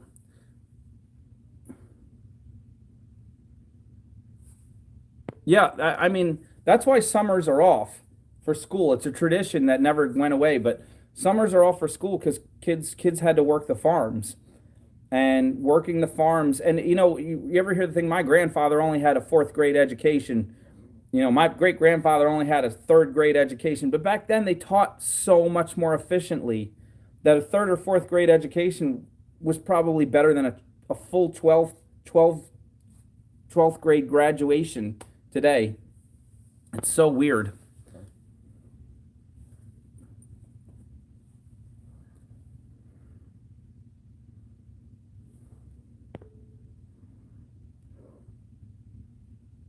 Sarah, that's crazy. Sarah, what do you think about the idea that fossil fuels are not actually from fossils, but they're a natural thing that occurs in the earth? I know that's a newer theory, but it's gained a lot of traction, but it's still like on the edge. It's not an accepted theory.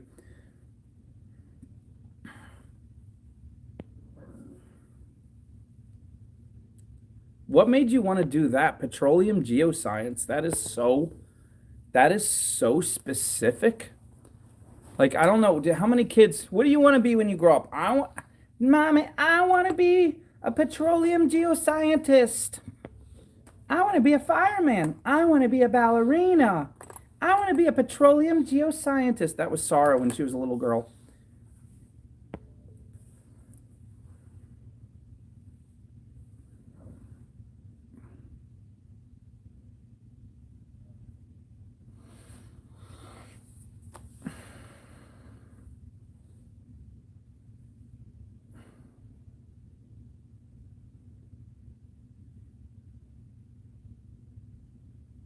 Yeah, James, you deserve 3 doctorates, all the stuff you know.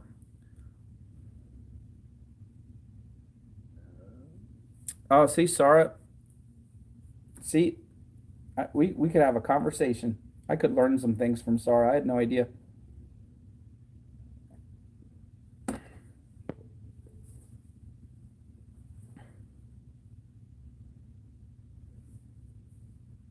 That's a healthy position. You wouldn't completely rule out the more edgy theory, but you're also not convinced until you see more evidence. That's healthy.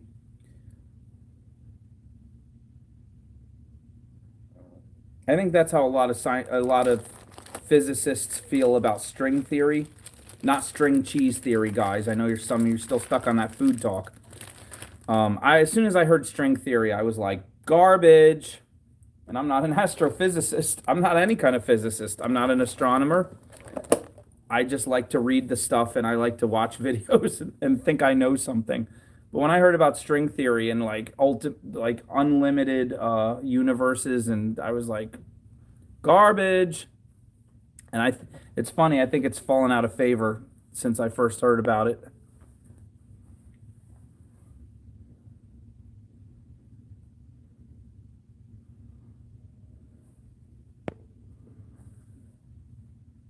Oh, that makes sense, Sarah. Look at you, little math girl. That's so cool. Well, come to the States. Maybe you can get a job here. You took it because it was the hardest thing and you wanted to challenge yourself. That's deep. That is really deep. Yeah, science is not always the what you want to go into to make money. Wow, that's impressive. Is a 4-year degree that you have?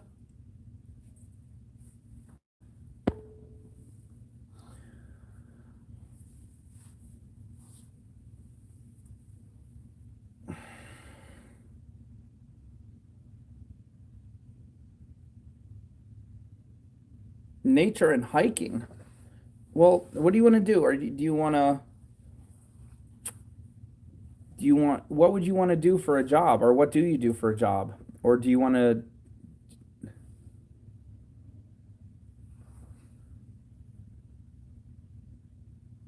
Oh, you're 3 years in, or you have 3 years still to go? Are you in college right now?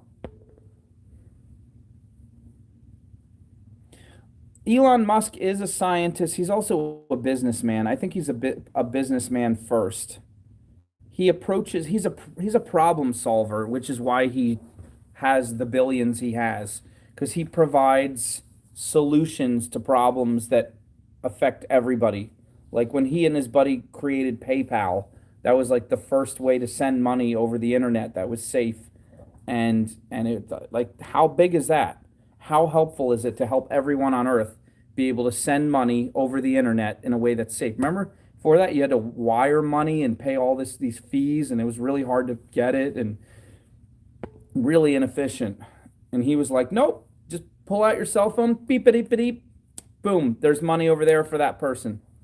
Like that changes the world. When you do stuff like that that changes the world, that's how you become a billionaire. Like I would know. And then, he made the first viable electric cars. I mean, they had electric cars before, but he had the first real company that successfully created a model of electric car that was profitable.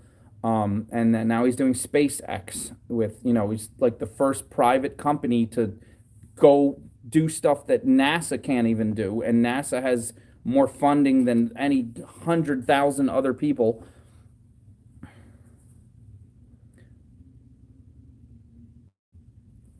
I still can't figure out how SpaceX makes money because everything they're doing seems like it would just require money to do it without making any money. I have no idea how they make money unless they just have incredible tons and tons of grants. But you can't make billions of dollars on grants. Like I don't know how they make money. But I don't know.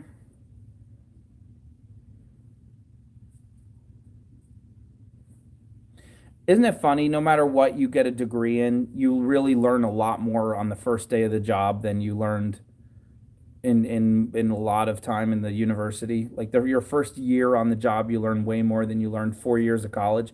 Um, in most professions, which makes you think, why are they even sending you to college for 4 years? Why not have you be an apprentice?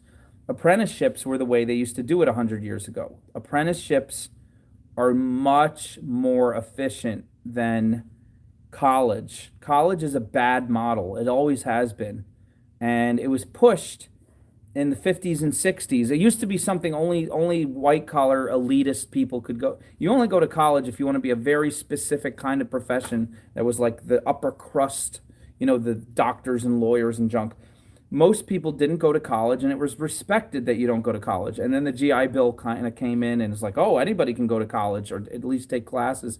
And then it flipped where it became like, if you don't go to college, you're like a high school dropout. You're like a pariah. And it's so weird and then college took advantage of that and they upped their prices up, up, up. Like college, people blame the government and they blame politicians for all these student loans.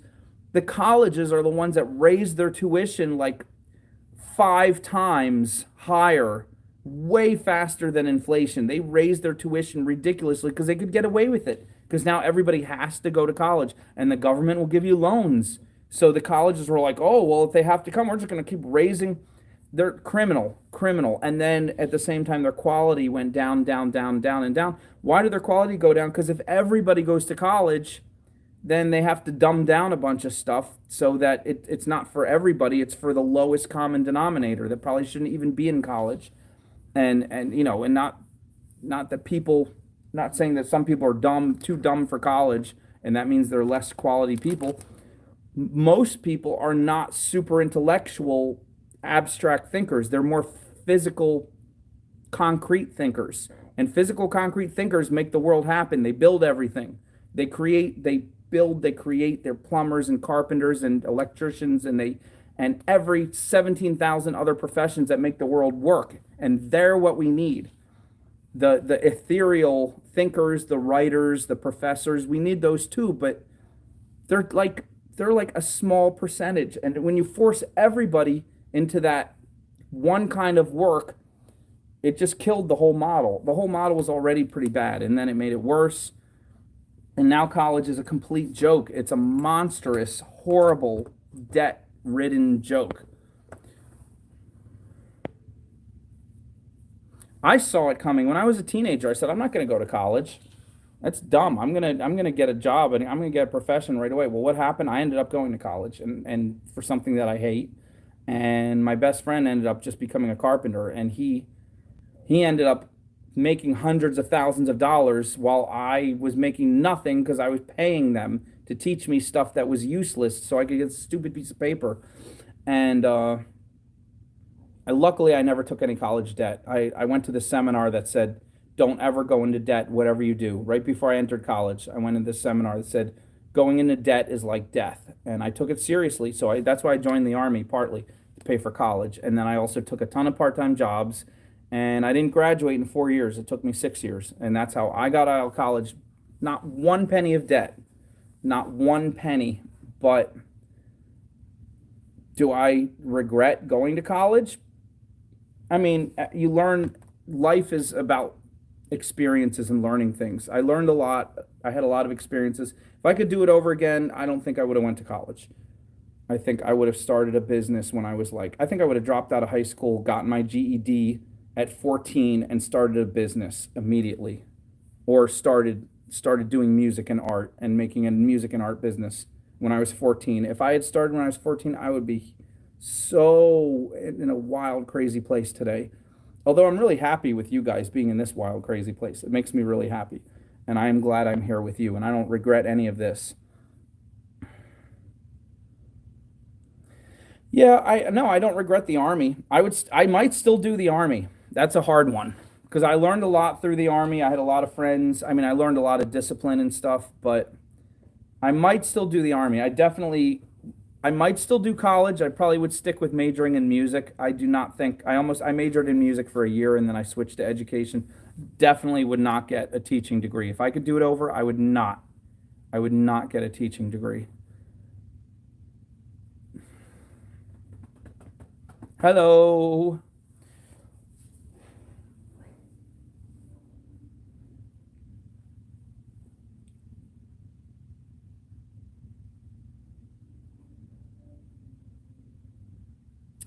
Jewelry sells. You want to know the kind of art I love? Look at the back wall behind me. That's only a beginning of the kind of art I love. Do you want to see the real art that I love to do? It's we moved a bunch of it so I know where it is. It's like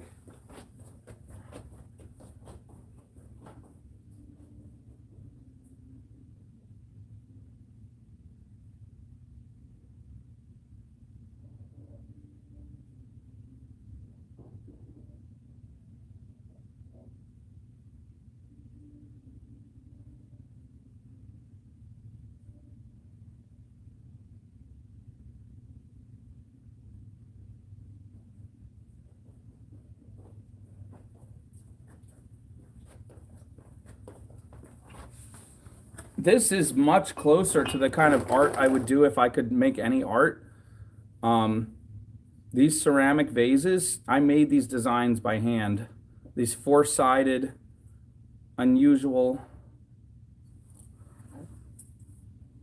some dust in there. Really wild shapes with wild colors and patterns. But this isn't even the kind of art I would do. If I could do anything, I would make furniture. I liked making wild furniture, and that's what I want to get back into. That's why I'm working on building the wood shop behind me and behind that wall. Because I like three-dimensional art, and I like big three-dimensional art. Bookshelves with crazy wild shapes cut into them and colors stained into them, and coffee tables, stuff like that. That's super fun for me. That's the kind of stuff I would do. I was doing that at one time. I just didn't know how to sell it. Yeah, I love working in a restaurant is fun. I worked in a restaurant for a while. It's hard, but it's definitely fun. It's fast paced. Tiki bar on the beach sounds super fun. It sounds like it's hard though. Like it's hard to get it off the ground and get it going and pay. I bet the rent is usually high. Restaurants make a very slim margin, very slim. They have a lot of money come in, but they spend a ton of money to make that money, and it's very hard to just not break even and end up poverty stricken while working incredibly hard. Yeah. So I only did jewelry because it could sell. It was really easy to sell, and I was poor and I needed to sell stuff. So I was making these ceramic vases, and then I was making little pieces of ceramic jewelry because I found somebody sold them once and they sold really fast. The next thing I knew, the jewelry was selling so fast, I stopped making the pottery. And so I want to get back to the pottery. That's why I bought a whole pottery studio this past year with you, with the help from you guys.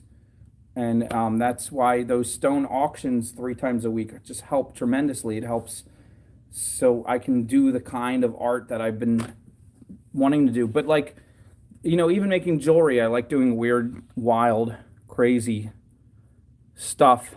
It's more fun, and it doesn't sell as well. You know what the easiest jewelry to sell? Put tiny silver charms on tiny hooks. You want to go to a craft sale and boost your sales? Do all the art you do, make it as amazing as possible, but take a couple hours out each week and just put tiny silver charms on little hooks and little silver chains. Little tiny hearts, little tiny leaf patterns, cute little teeny tiny things. I'm telling you, that will boost your sales just to supplement your other stuff, because at the end of the day, most jewelry people like teeny tiny stuff. And you wire wrapping artists, you like making elegant, organic, gorgeous stuff. And of course you like that, because, you know, how can you express yourself with art when you're making something this tiny? You'd have to like sit there with one of those, you know, microscope things that they use when they're making dollhouse furniture. But I mean, some people do like that, making teeny tiny stuff. But you know, if you like making bigger, beautiful stuff, then you limit your customer base to only the people who like to wear big, giant, flamboyant stuff. And some people do, and it looks amazing, and it looks way better when if you're going to take photos of people, big, crazy jewelry is way more exciting. And people who go to parties and really live it up, and the outgoing life of the party person very often likes to wear big, crazy jewelry. But that's 1 out of 10. The other 9, little tiny dainty stuff. And they'll go to Kay Jewelers or Littman Jewelers, and they'll spend $4,000 for a little teeny tiny thing with a little bit of silver and a little diamond and a little teeny chain. So tiny. And meanwhile, you're breaking your booty trying to make this beautiful thing that's so amazing, and it took you 14 hours, and especially the wire weavers. Gorgeous, gorgeous stuff. And you put it out there, and they say, "Oh, that's beautiful. Oh, $50. That's nice." And then they'll take their check and they'll go over the K Jewelers. Here's $4,000 for this teeny tiny thing with a little tiny diamond. You can't even see it. And there you go, Lynn. You're on top of it. Yep, taxes are horrible. I'm fighting taxes now. I had to fight taxes really bad this last November and December, and I'm finally getting on top of them. But it was a mess because I let it go too long without taking care of it.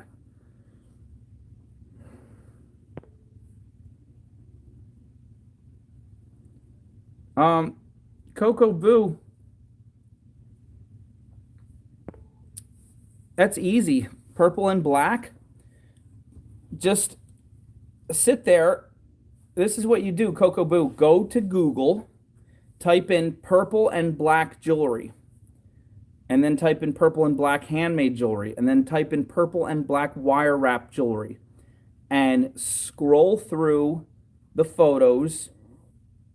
Save every single photo that looks like something that strikes you as something you like.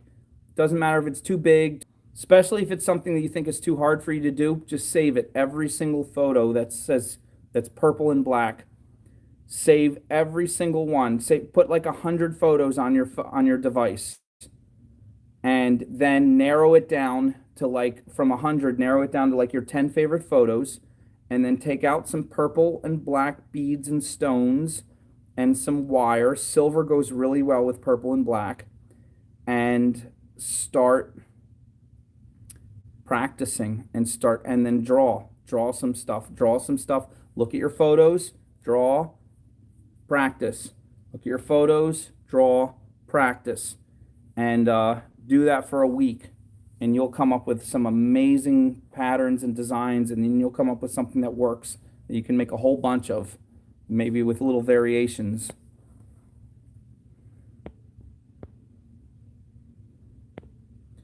Yeah, I know taxes are horrible. I'm finding every possible way to what's the word? Write off as much as possible because taxes are. Ugh. You got to get. I'm lucky. I have an accountant who's a friend, and he will take the time to explain everything to me, and he will work his butt off to save me a couple $100 here and there and everywhere. I'm actually going to make a necklace for his assistant because she spent an hour and a half trying to save me an extra $150 from some mistake that the government made, and they were trying to make me pay something I shouldn't have paid, and um yeah, I don't think she means taxes on inventory that isn't sold. It's that the taxes hit you every which way. Like, you buy unless you live in a state that doesn't have sales tax, you buy supplies, they tax you. You make something with the supplies and sell it, they tax you. You go to buy a computer to keep track of stuff, they tax you.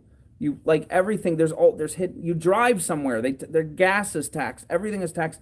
By the time you're done counting up all the taxes, every time you make $1, you're ripping it in half and giving 50 cents to the government. And for what? The government does provide services. There are roads that are paved, kind of. There are bridges. There are, supposedly military and police protecting you. Okay, that's stuff, but is that worth half your income? No, most of it goes to wasteful, crazy, ridiculous ideas that politicians have, and then they never admit when they're wrong. And I'm not going to get into all that, and I'm not going to, argue about who's right and wrong on that. Like, but 50 cents of every dollar, that's insane. So anyway, I know, James, right? Doing it for fun is so much better.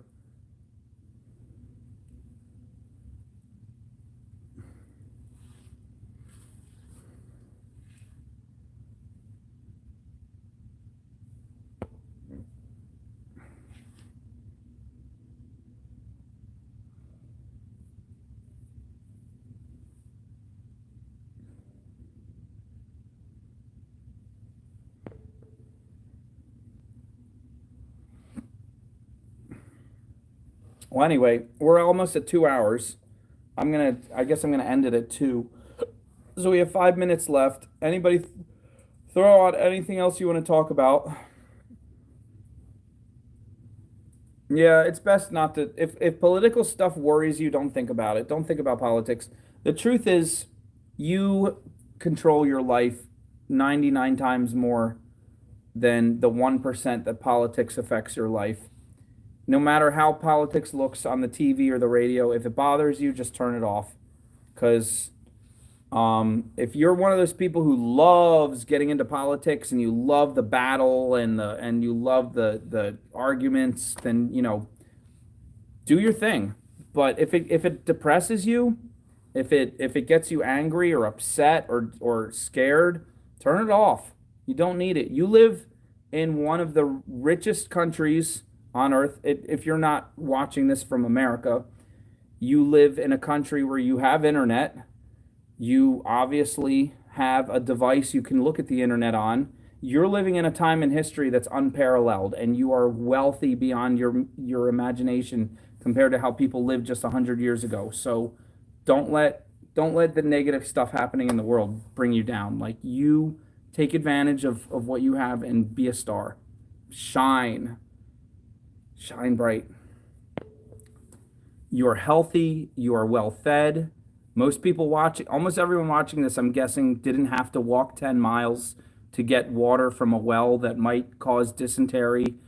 Like, you have food, you have shelter, you have the internet, you have a device. You probably have 7 or 8 devices. You are overflowing with blessings. Go create stuff. Go have fun. Be like James Hurley and make 100 cabochons in a day and then wrap all of them the next day. And then take fuzzy photos. Don't be stressed. The best thing if you're stressed, best thing is, you're not going to want to do it, but the best thing if you're stressed is to go do 10 push-ups or whatever you can do. If you can only do 1 push-up, do 2. Just do 2. And then take a break, and half an hour later, do 2 more. Get some soup cans or water bottles and just start lifting them like this till your arms start burning. And then put them down and then jog in place for a little bit. And then hold on to the couch and do little squats to get your thighs burning. Do that. Do stuff like that for 20 minutes. Stress will start to burn off. Stress, a lot of stress is everything going on up here, and you're not using this. You're a human, and humans are made to use this with this. And when you're just sitting still and letting the wheels spin, it's like the motor's going too fast and you're not giving it enough resistance. You got to get this going. Get this going, and then this is working with this. Like, be like James, make 100 cabochons. He's using his muscles, he's using his brain, he's using his eyes. So everything's working together, and then he's finished. He has a finished piece that looks good, and then he feels better. And turns off the television, turns off the radio.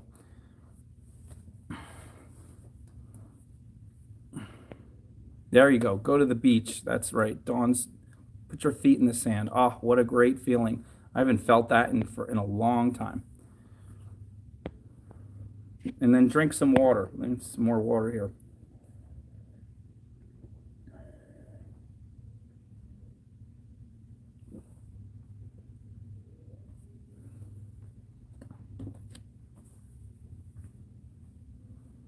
Yep.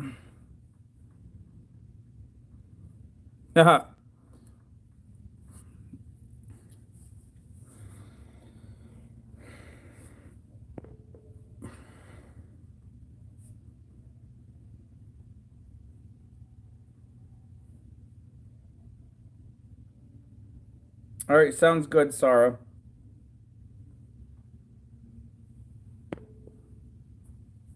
I will live vicariously through your photos.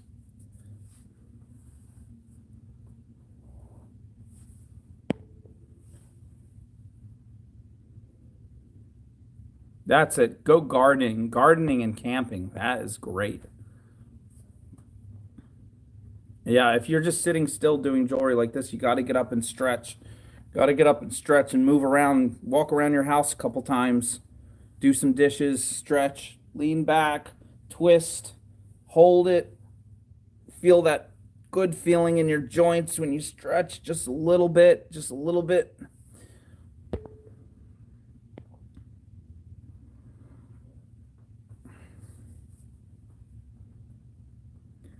Yep, watch comedy.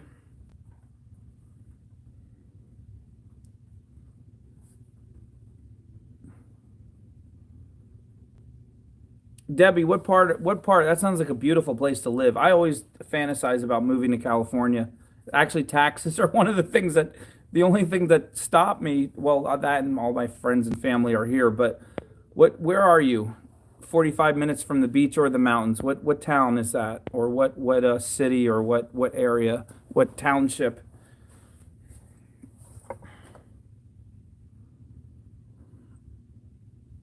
Ramona, close to Julian. I know nothing about California. I don't know what that means. Hi, Rochelle. Is it after midnight? It is after midnight. Oh, wow.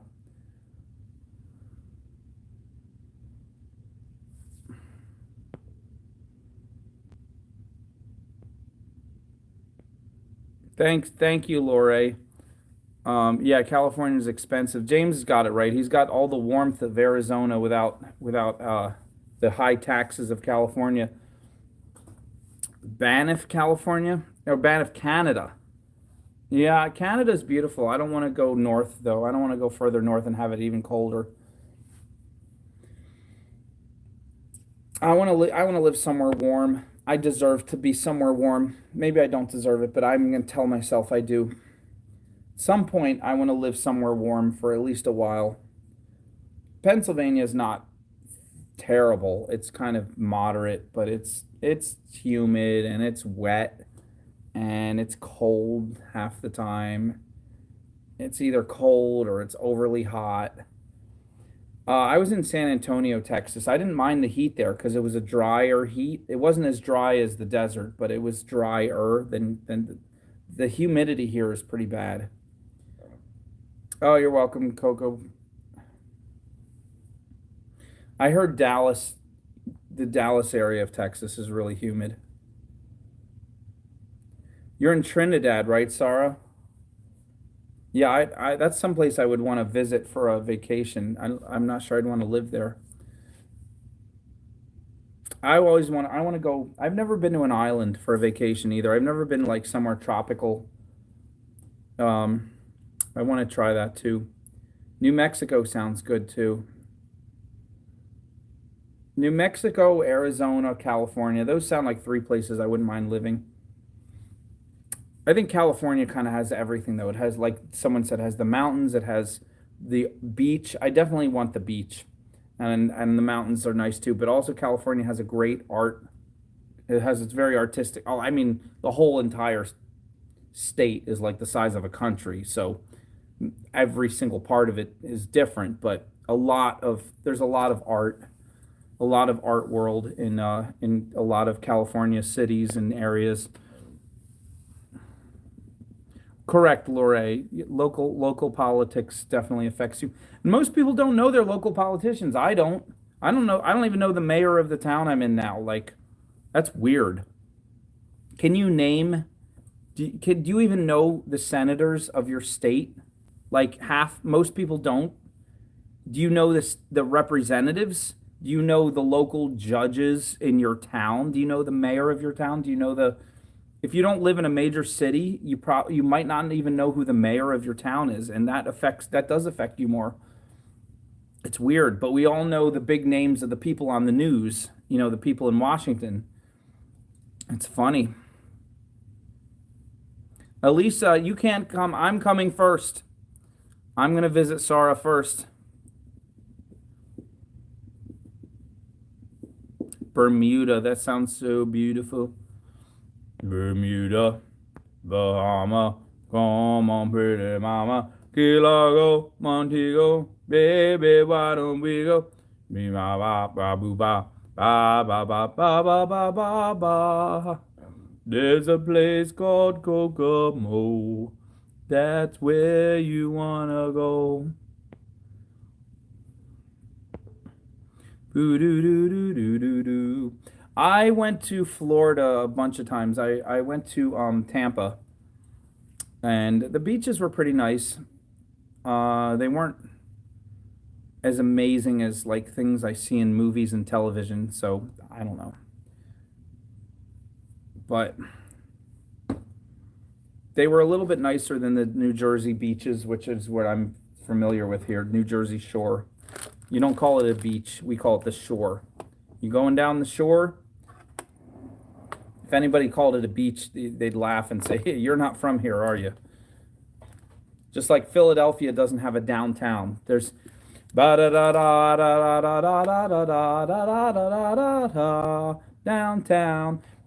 Philadelphia doesn't have a downtown. A lot of cities have a downtown. Philadelphia has Center City. It's Center City. There's no, you don't say downtown. There is no downtown. Center City is where all the skyscrapers and the city hall is. Philadelphia was the original capital of the U.S. for a short time. And then they moved it to D.C.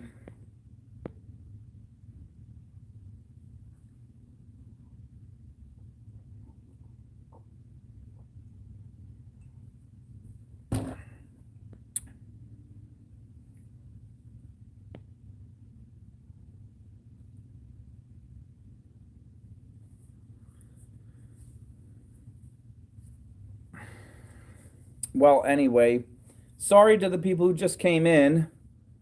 I'm going to be leaving soon. We've been here over 2 hours, and if you were just coming in, sorry that you missed a lot of it, but you can go back and rewatch it. You won't get to chat with me live, but you can still read all the chat. And you can still leave comments, and I'll see the comments later. Yep, the Beach Boys they're phenomenal. I wish they made 100 more songs than they did. But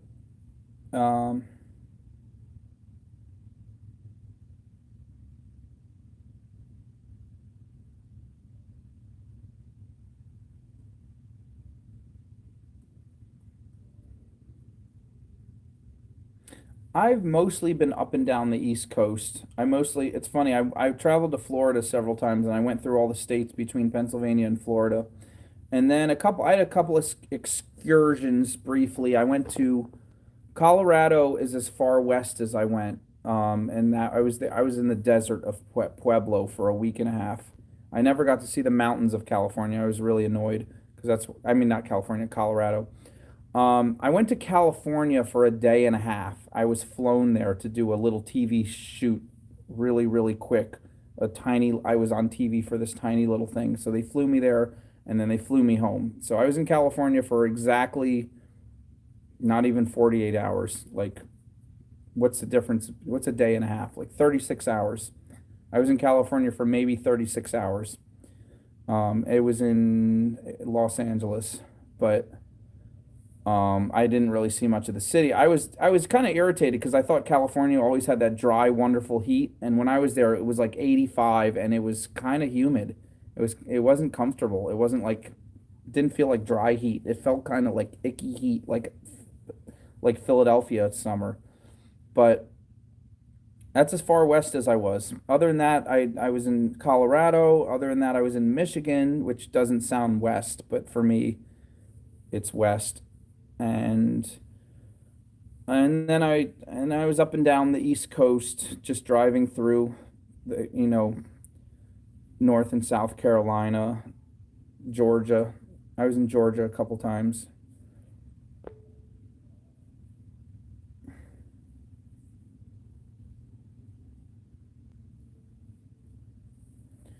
And I went to Canada a couple times, and I went to other countries a couple times, overseas. I was overseas 4 times. I never went to Europe, though, believe it or not. No, I went to Eastern Europe. I never went to regular Western Europe, like the big England, France, Spain, Germany. I've never been to Italy. I've never been to the more big popular tourist destinations. Canada, I went to Toronto twice. It didn't even feel like a different country, other than the fact that the money looked funny, and the snacks. I was a kid. I was a teenager, so the snacks were weird. Like they had like 17 different flavors of potato chip, like pickle flavored potato chips and cheeseburger flavored potato chips, and then the money was weird. It looked like Monopoly money, but other than that, everything felt like you were still in the U.S.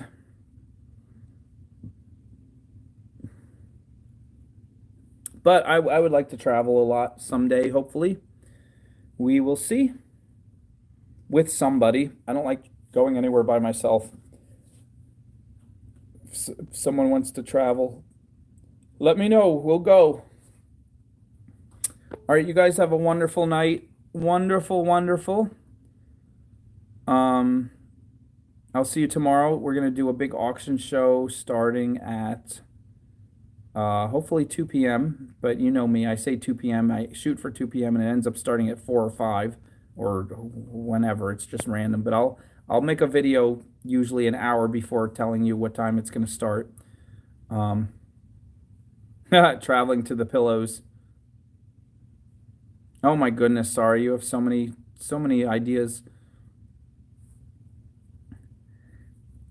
So, yep, tomorrow, hope to see all of you there, and we'll have fun, and we'll do more stuff. And a video just came out where I figured out how to get these glass cabochons on Amazon for super cheap, and then just get dollar store nail polish. And then I actually got these metallic butterflies. They're actually metal with rainbow colors, and you can cut them up and glue them on the glass cabochons with the nail polish, and it looks so amazing, and it's very inexpensive. And the video is up right now. It came out like an hour before this show. So check that. Everybody go check that, please, okay? It's called like Fantasy Galaxy Cabochons. So go watch that and have fun. Good night. Thank you, everybody. Thanks for everything. There's no children right now. That's all I'll say for now. Good night.